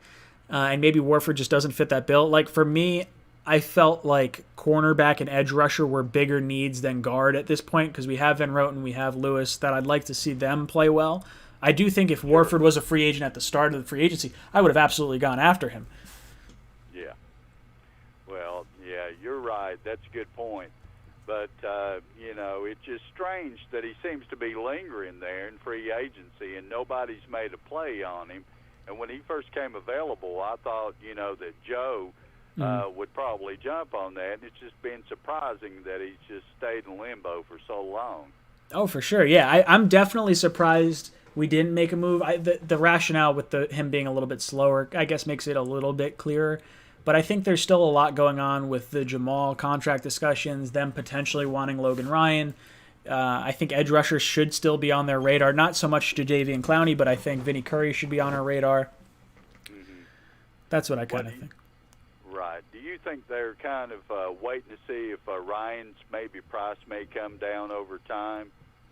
I think so. I think that's part of it. My concern was with the Giants. I don't think they have a crazy ton of cap left, but with them potentially moving on from DeAndre Baker after this whole situation with the robbery at gunpoint, maybe Logan Ryan wants to go to another New York team that might be a little more stable than what the Jets have been over the last few years. Or maybe he wants to reunite with Flores in Miami. So I think there's a few teams that are potentially in the mix. I heard he wanted $11 million last I heard, which seems like it's a little bit high for him. Like if he wants $8 million, I think that's probably where I expect him to kind of land. He wanted originally 10, so I don't know why the price went up, unless it's just the Jets and he just wants more money from us, which everyone does. Yeah. We are the retirement plan for players past their prime. Yeah, that's true. But, yeah, I agree with you. 10, it's a bit steep. But I'd like to see him come on board, but not at that price. Yeah, I agree. Brother, thank you so much. I'm going to hop over to some more callers. Thank you for tuning in. Thank you for calling. Thanks, Ryan. I certainly appreciate you. Oh, you're awesome. Thank you. All right. I'm going to close the phone lines for a second because I see some chats going on over there, and I'm interested to get in this conversation. I see DPN and hashtag and DMAC going back and forth defending Allen, and I agree. Look, so we're talking Allen and we're talking Darnold. This is what these guys are talking about in the chat. And a lot of us Jet fans are very high on Sam Darnold, and a lot of the Bills fans very high on Josh Allen. And I do think Sam is the better passer of the ball right now than Josh Allen. I think Allen has played significantly better than Sam Darnold to this point. I think that Allen as a total package is more of a weapon than Sam is. If Allen can really kind of hone in that accuracy, I think that he's going to be a real big thorn in our sides for a long time. Now, that said, I think the playoff game was the perfect microcosm that was like Josh Allen. Like you saw everything that makes him so awesome to watch as a player, but then you saw like that weird fumble towards the end of the game. You're like, what are you doing? Like, don't do that. Like Sam, on the other hand, I really think Sam has the potential to be a top 5 quarterback in this league for a long time. I don't know if I see Allen's ceiling is that high. I could see him being a top 10 quarterback for sure. Yeah, guys, smash that like button. Thank you, hashtag, for reminding me. Oh, and guys, if you want to have your shot to win a hat, shirt, or mug from the Jets Talk store, down in my description there's a link to my Twitch channel. I'm going to try and grow my Twitch channel a little bit.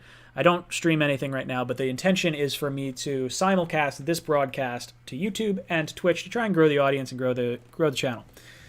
So head down to the Twitch channel, follow me, add me as a friend, and then comment to me or whisper to me what the name of my puppy is. The name of my puppy is Bali, B-A-L-I. We just got her on Saturday, so message that over there and get yourself entered to win a hat, shirt, or mug. SBC Comedy says, and I take it back, Ryan is an average Jets fan. Man, I don't know what I did. I guess I ticked you guys off that I said Allen is better right now. Now, don't get me wrong. I would prefer Sam Darnold over Josh Allen. Long-term game. I'm not saying that. But I will 110% say Josh Allen has absolutely been the better player at the quarterback position right now than Sam Darnold. I do think his team is significantly better. I think his offensive line was better. I think his coaching was better. I think the defense was better. He's in a really, really good situation over there. Don't get me wrong. I think that. SBC Comedy says, the fact that I said Darnold could be a top 5 quarterback. I think he really could be. When he went toe-to-toe with Aaron Rodgers, that was pretty impressive. And some of his other games that he's had over the course of the last 2 years have been really impressive. I really think had he not gotten mono this past year, we would have had a real shot at making the playoffs, because I really think he was going to do really well. I thought he was poised to have a big season. This year, I think he's going to do well. I think he's going to have the good season with a better offensive line. There's no way we're going to have the 31st ranked offensive line this year. I don't think we're going to have the injuries that we had last year. Last year we had $80 million worth of injuries. That's bananas. It's that was twice as much as the next closest team. That doesn't make any sense. So if we're healthier, we're better.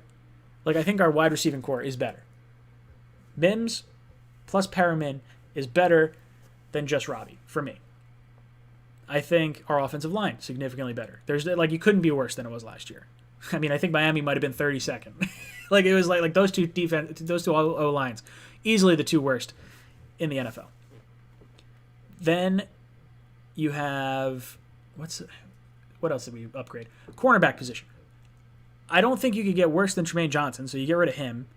You get rid of Darryl Roberts. That makes perfect sense. So at the very least, you have your cornerbacks that you had last year returning. So I don't think you're worse. I think you're at least neutral. But I think Desir and I think Bryce Hall and Quincy Wilson and Brian Poole coming back, I think our secondary is going to be fine. Or at least okay enough to get by. Edge rusher-wise, you have Jordan Jenkins coming back. Then you have the additions of Zuniga and the guy from, what is it, Boise? No, not Boise State. Is it Memphis? Yeah, Memphis. I can't think of his name off the top of my head right now, and it's not on my screen as I'm talking about this. So, but I think our edge rushers should at least be better than what they were last year, or at the very least the same. And then our running back situation. I think with a better offensive line, I think at the very least you have the same Le'Veon Bell. I think our backfield is at worst the same. I think Sam Darnold is going to be better. You've got to remember, he played with mono week 1. He was diagnosed with mono 2 days later. He missed those 3 games. Mono lingers with you for months. You have mono for 3 months when you have it, and you feel the effects of it. So if you're saying Sam without mono, $80 million not on IR, a better offensive line, a better wide receiving core, the running back position gets better because Sam is better and because of the offensive line. You have your tight end with Chris Herndon coming back, who was incredible, was poised to have a great season with Sam Darnold in year 2. And then you have Griffin coming back. I don't see, outside of the schedule getting harder, how the Jets roster is not better than last year. I really do think we're going to be better. Angel Perez, thank you for the super chat. What are your thoughts on Adam Gase this season? My thoughts on Adam Gase. I do not think that he is going to get fired midseason. I know a lot of fans kind of think that he's on his way out. I, for all intents and purposes, hope that he is not on his way out. I question his playmaking, or not his playmaking, his play call decisions. I question the way he handles stars. I don't think any head coach that came in last year was going to win a lot of games. I think when you have as many injuries as we had, and I think everything that happened was stacked against Adam Gase. I think when you have players like Demaryius Thomas, Frank Gore, Peyton Manning, elite players in this league who back Adam Gase for being a great mind, I think you have to take heed to that. We may not like everything we saw. I didn't like the way they utilized Le'Veon Bell. I think he's got a weird ego thing that he doesn't want to. It's his way or the highway, and I'm not a fan of that. But I need to give Adam Gase an entire year this year, and I hope we keep him. I don't want to see him fired. I think at worst case, he's fired at the end of the season. The Jets will not fire someone midseason. The Johnson family has never fired someone midseason. So I think we have Adam Gase for the entirety of this year, and I hope we have him for 5 years beyond this, because that means whatever he's doing is working. And if he's working, that means Sam Darnold's getting better. That means his team's getting better. That means we're probably going to the playoffs. Maybe not this year, but next year, especially with a seventh team going in. So Jet fans, don't hate on Adam Gase just yet. I after the Miami game where we lost, I was like down on Adam Gase. I was very much on the okay, you could fire him. I get it. There's probably a little more emotion and not so much insight. But man, I think Gase deserves this full season. I think he deserves our fan base's full support. I really do. I think all Jet fans should hope he's going to be our coach long term, because that means Sam is not going into his third offensive system in 4 years. If that happens, it's terrible. You don't want to see a young quarterback go through all that, and we're going to ruin Sam Darnold if we keep changing coaches. That said, it's also terrifying if Adam Gase is not the head coach that we need him to be, and he ruins Sam Darnold. I will be so mad. I fully believe Sam Darnold is the franchise quarterback that we've been waiting for so long, and to see that potentially get wasted. We've already wasted his rookie contract. Let's be honest. Unless we go to the playoffs this year or next year, we've wasted it. We've wasted the entire contract. We're going to have to pay him a ton of money, and it just kicks me in the nuts. Just a real kick in the taint. Hashtag kid got out of bed, gotta run, Jet Nation, see you next Monday. Hashtag thank you so much for tuning in. My brother. Probably my favorite YouTube channel outside of Jet World. Oh, we got Eli. Eli, what's up, brother? Hey, I wanted to talk about the Joe Flacco move. Okay, go for it. I'm going to be honest. I already called in tonight and completely forgot about this, and I saw. No, that's all fine. No. Hey, you got through when other people couldn't, so no worries. We'll keep it quick. We'll try to run through some questions. Go. I just wanted to talk to you quickly about Joe Flacco and how a lot of people are saying that he's going to be a starter, he's better than Darnold. Yeah. But I always thought that Joe Flacco was a bit overrated, and I always thought that he'd run with Baltimore because of their defense and their coaching, and I never thought he was that great. He was kind of he just got you there. He just did the check there. He just got you there, right? Yeah. He wasn't anything about. He was an average quarterback, and I mean, don't get me wrong. I really like this signing. I just don't think he's going to be the starter. I completely agree, and I'm going to move to the next caller because you've already called in. But thank you, Eli.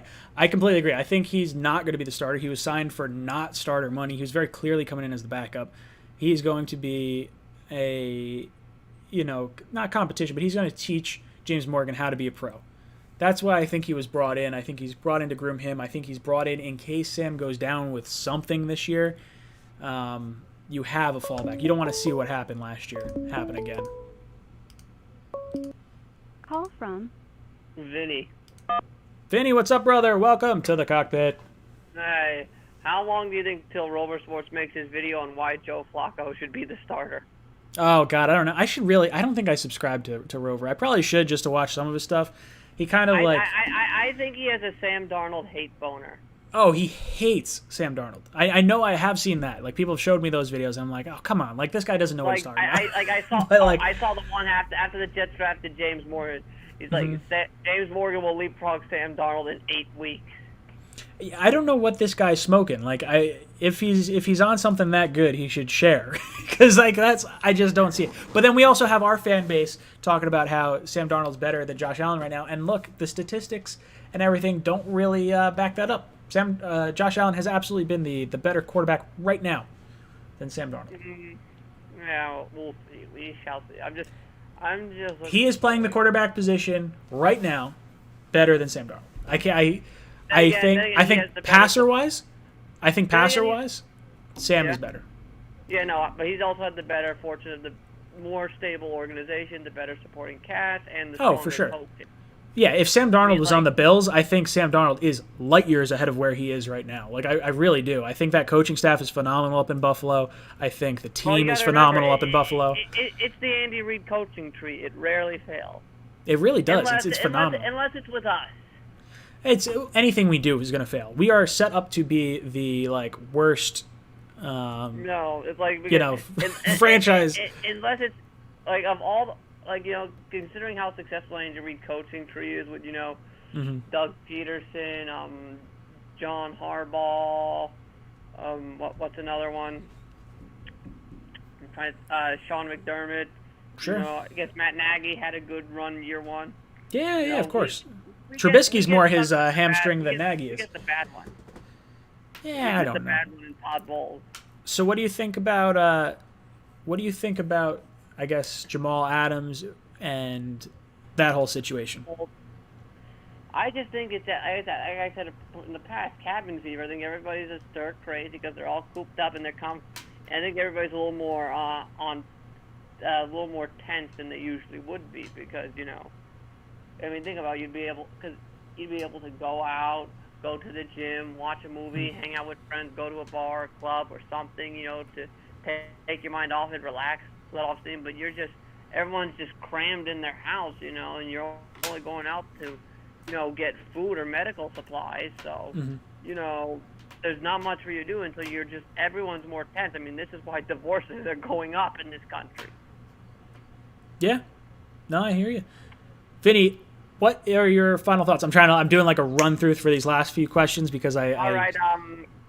No, I was going to ask you this question. Okay. Sure. What Stephen King character would you want to be stuck in quarantine with? Ooh, definitely not the dude from The Shining. Definitely not. Oh God. If I could pick one person, oh God, man, that's terrifying. I know who it is, but there's only one answer, but you probably don't know who it is. I probably won't. I'm so bad with characters' names or actors' names. John Coffey from The Green Mile. I never saw The Green Mile. I got to watch The Green Mile. I gotta get out of my Stephen King movies. Yeah, it's a good one. Yeah, I would say. Did he write the? Did Stephen King? No, not Shawshank. Did he write? Who's that crazy? It's the guy that's writing a novel, and the woman traps him and breaks his leg. Oh, that's Misery. Was that Stephen King? Yeah, I just watched that the other day. Oh, I watched it when she goes at him with the sledgehammer. Yeah, maybe I would be with her because at least she kind of kept you alive. She's crazy. She was nuts. Like I said John Coffey because he's nice and he also has healing powers. So he'll heal your corona. See, now I gotta watch it. I have I watch so many movies and shows, but it's usually stupid stuff like Godzilla and stupid things like this. I'm not actually watching the good stuff right now. I've been watching cartoons and anime for the last 4 weeks. Oh, I'm sure. All right, Vinny, I'm kicking you off. Gonna get some more callers. Charlie says, listening to ESPN radio, Giants fans would call all the time thinking they're a playoff team. I'm not saying you, but all the other Giants fans are stupid. No, you can't call a Giant fan stupid. They've won Super Bowls way more recently than us. They've been to the playoffs way more recently than us. And to be honest, right now, their team doesn't look that bad. That division isn't great outside of, the Cowboys. And, I don't know. Whatever. Call from Ethan, what's up, brother? Welcome to the cockpit. Hey, what's up, man? Good talking to you again. Yeah. Hey, I just want to, I've been listening in. Everyone's been trolling out drafting for a while. You know what I mean? So I just wanted to, assure some people that we're not all that bad because I even wrote it down on a piece of paper. Now, these are all contributors to our team that have been drafted by the previous regime. Sure. Okay, every GM, you're not going to get, like I said that in our previous conversations, you're not going to get a great guy every pick. You know what I mean? It's up for grabs there. So I made a little list here. Let's go down for it. We'll go Sam, Adams, Marcus, Foley, Jenkins. Leonard was on the team for a while. Quinnen, Bless, Winters, Chuma, and Locke Edwards. Those are all people that were actual starters and contributors on our team. Was Winters a Douglas pick? I don't know if Winters was a Douglas pick. Winters signed him. It's not a Douglas He signed pick. Winters. McCagnon. Oh, sorry, that's what I meant. I don't know if he was a McCagnon pick. So that would have been 6 years ago. He's 29 years old. That put him at 20. Yeah, maybe he was. Maybe his first year he was. He drafted Herndon. He drafted. Like we have some winners. It's more so the allocation of resources that I think got McCagnon fired. Like spending that much money on Tremaine Johnson, that much money on C.J. Mosley, that much money in draft capital to get a strong safety or to get a defensive tackle again after whiffing on Leonard Williams. Like I think it was the allocation of resources and the inability to make trades, and there were things that I really liked about McCagnon. And I'm going to say inability to make trades, but that's more so on the draft side of things. Like I liked that we got Brandon Marshall. I liked that we got Fitzpatrick, but giving out Fitzpatrick the contract that he gave out, not great. Like, I don't know. Oh yeah, 100%. I hear you. I'm just trying to, you know what I mean. It takes like, especially if you're not great like us. Sure. Every year, and you know you're going through GMs and you're going through stuff, so you always try to acquire some pieces for the next GM, right? Because you're trying to build a full team. So that's what I was just saying. Like a couple other guys, like he brought in Steve McClendon, Henry Anderson, C.J. Le'Veon. He brought in Avery Williamson. These are guys that are actual starters and contributors on the team. So I just, you know what I mean, just to point out, I just wanted to make a quick point out because I always hear everyone trashing, our former GMs, and it's like, if we get a diamond in the rough, out of all the picks, that's good. And like Foley was a complete diamond in the rough. So that was just my whole point on that. So I just wanted to bring that up to you because I heard a lot of talking trash about our GM lately all over social media and stuff like that. So I figured I'd bring it up. Absolutely, of course. I love talking about that kind of stuff. And thank you so much. I'm going to jump to another caller before I run out of time because I'm going to hop off here at 8. There isn't a limited number of chats. I don't know what you guys are talking about. I think you guys are talking about the Bills fans in the chat. It's because I have a good relationship with the Bills YouTubers. And specifically hashtag. And I have no problem with the Bills fans hopping in here. I don't have any problem with the Dolphins fans hopping in the chat. I really like having them in here. Trolling, it's all part of it, I guess. So I apologize if you guys are a little upset with some of what we're seeing in the chat, but that's okay. It gets me fired up, and then it allows me to fire back. Let's see if I got any more light in this. My light's about to die on me too, so it's good we're getting to the end of this. Corey, what's up, brother? I will get to your question in just a second. I'm just going to give myself a quick plug. Guys, last time you could do this, down below in the description, there's a link to my Twitch channel. Click on that, follow me, add me as a friend, and then whisper to me on Twitch. Tell me what my puppy's name is. The name is Bali. So answer Bali to me on Twitch and get yourself entered to win a Hat Sure mug. I will raffle that off right after this caller. All right, brother, what's on your mind? So I was just thinking, if we trade Jamal Adams, do you think we could get from the Jaguars DJ Chark and Yannick Ngakoue? Or do you think that's a little too much? I would. Chark played last year. If I could trade Jamal Adams for Yannick Ngakoue straight up, I would. Like I think Yannick at 25 years old is phenomenal, and I think he's an up and coming edge rusher that would be incredible. I would pay him $20 million a year. Like I think his impact is going to be a lot higher than Jamal's, even though like Jamal's the homegrown player, he's our leader. Like there's a lot of issues. There's so much more that goes into the Jamal Adams situation than just like the numbers, and it's frustrating to me because I can't make sense of it. I find myself flip-flopping back on this issue pretty frequently, and I don't like it because I try to be like I try to look at things like as sort of fairly as possible, with some slight shade of green over my eyes. But man, the Jamal thing is such a tricky situation with everything that's going on. Yeah. Oh yeah. I don't know. I think 17 million too is the ceiling. Like I think that's and that's a fair number. I think because I think you can. It's an overpay for a safety, sure. But it's not an overpay in terms of what you've given out on the defensive side of this team for the Jets. Now, it's not what Douglas gave out. Douglas's highest contract on defense, I think, is it $5 million? It might be Jenkins and Poole, I think. Yeah. I don't know who else it would have been because I think Desir's getting $5 million also.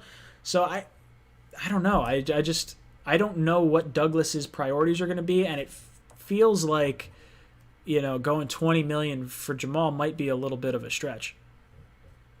Oh yeah. Yep. Yeah. Oh yeah. That's the whole thing with him. I don't know. We'll see what he does. I say wait another year. Yeah. And pay him next year.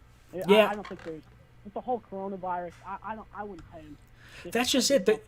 There's no rush for me to pay Jamal right now. Like we have him under contract. You don't know what's going to happen with the salary cap. Like I don't think it's going to go up. I think it'll go down a little bit, and then you'll have a clearer idea of Jamal's caliber of play. Like I don't think you should pay a player after he has his best year against like the easiest schedule we've faced in a long time.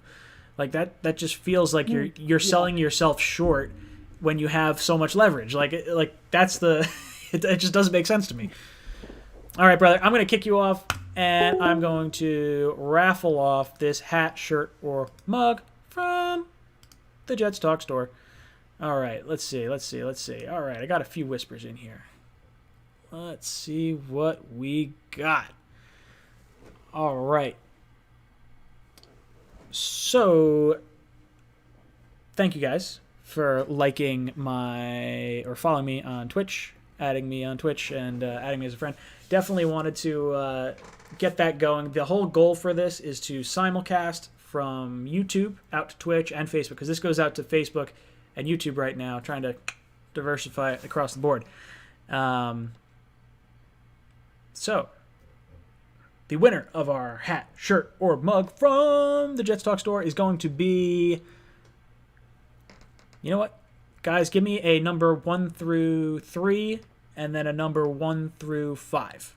So the first number I see, and then the second number I see. I guess they're both going to be that. But give me those numbers. Okay, 2 and 3. Okay, 2 and 3 are the numbers we're going to get. So let's go through all our contestants. Who is it going to be?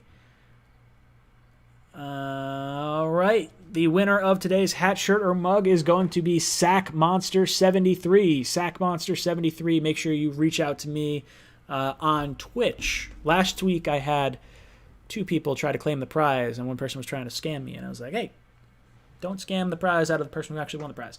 So, Sack Monster 73, get at me on Twitch, and I will get you your hat, shirt, or mug from the Jets Talk store.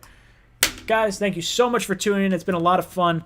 Thank you so much for all the kind words about Bali, my puppy, and for my smoke show of a fiance, Becca. So it has been fun, guys. I will be back at this next week. We'll be talking some more football and some more Jets around the league. Hopefully we got a little more clarity on what's going on with Jamal Adams and everything from there. Guys, this is Jets Talk signing off. Jets.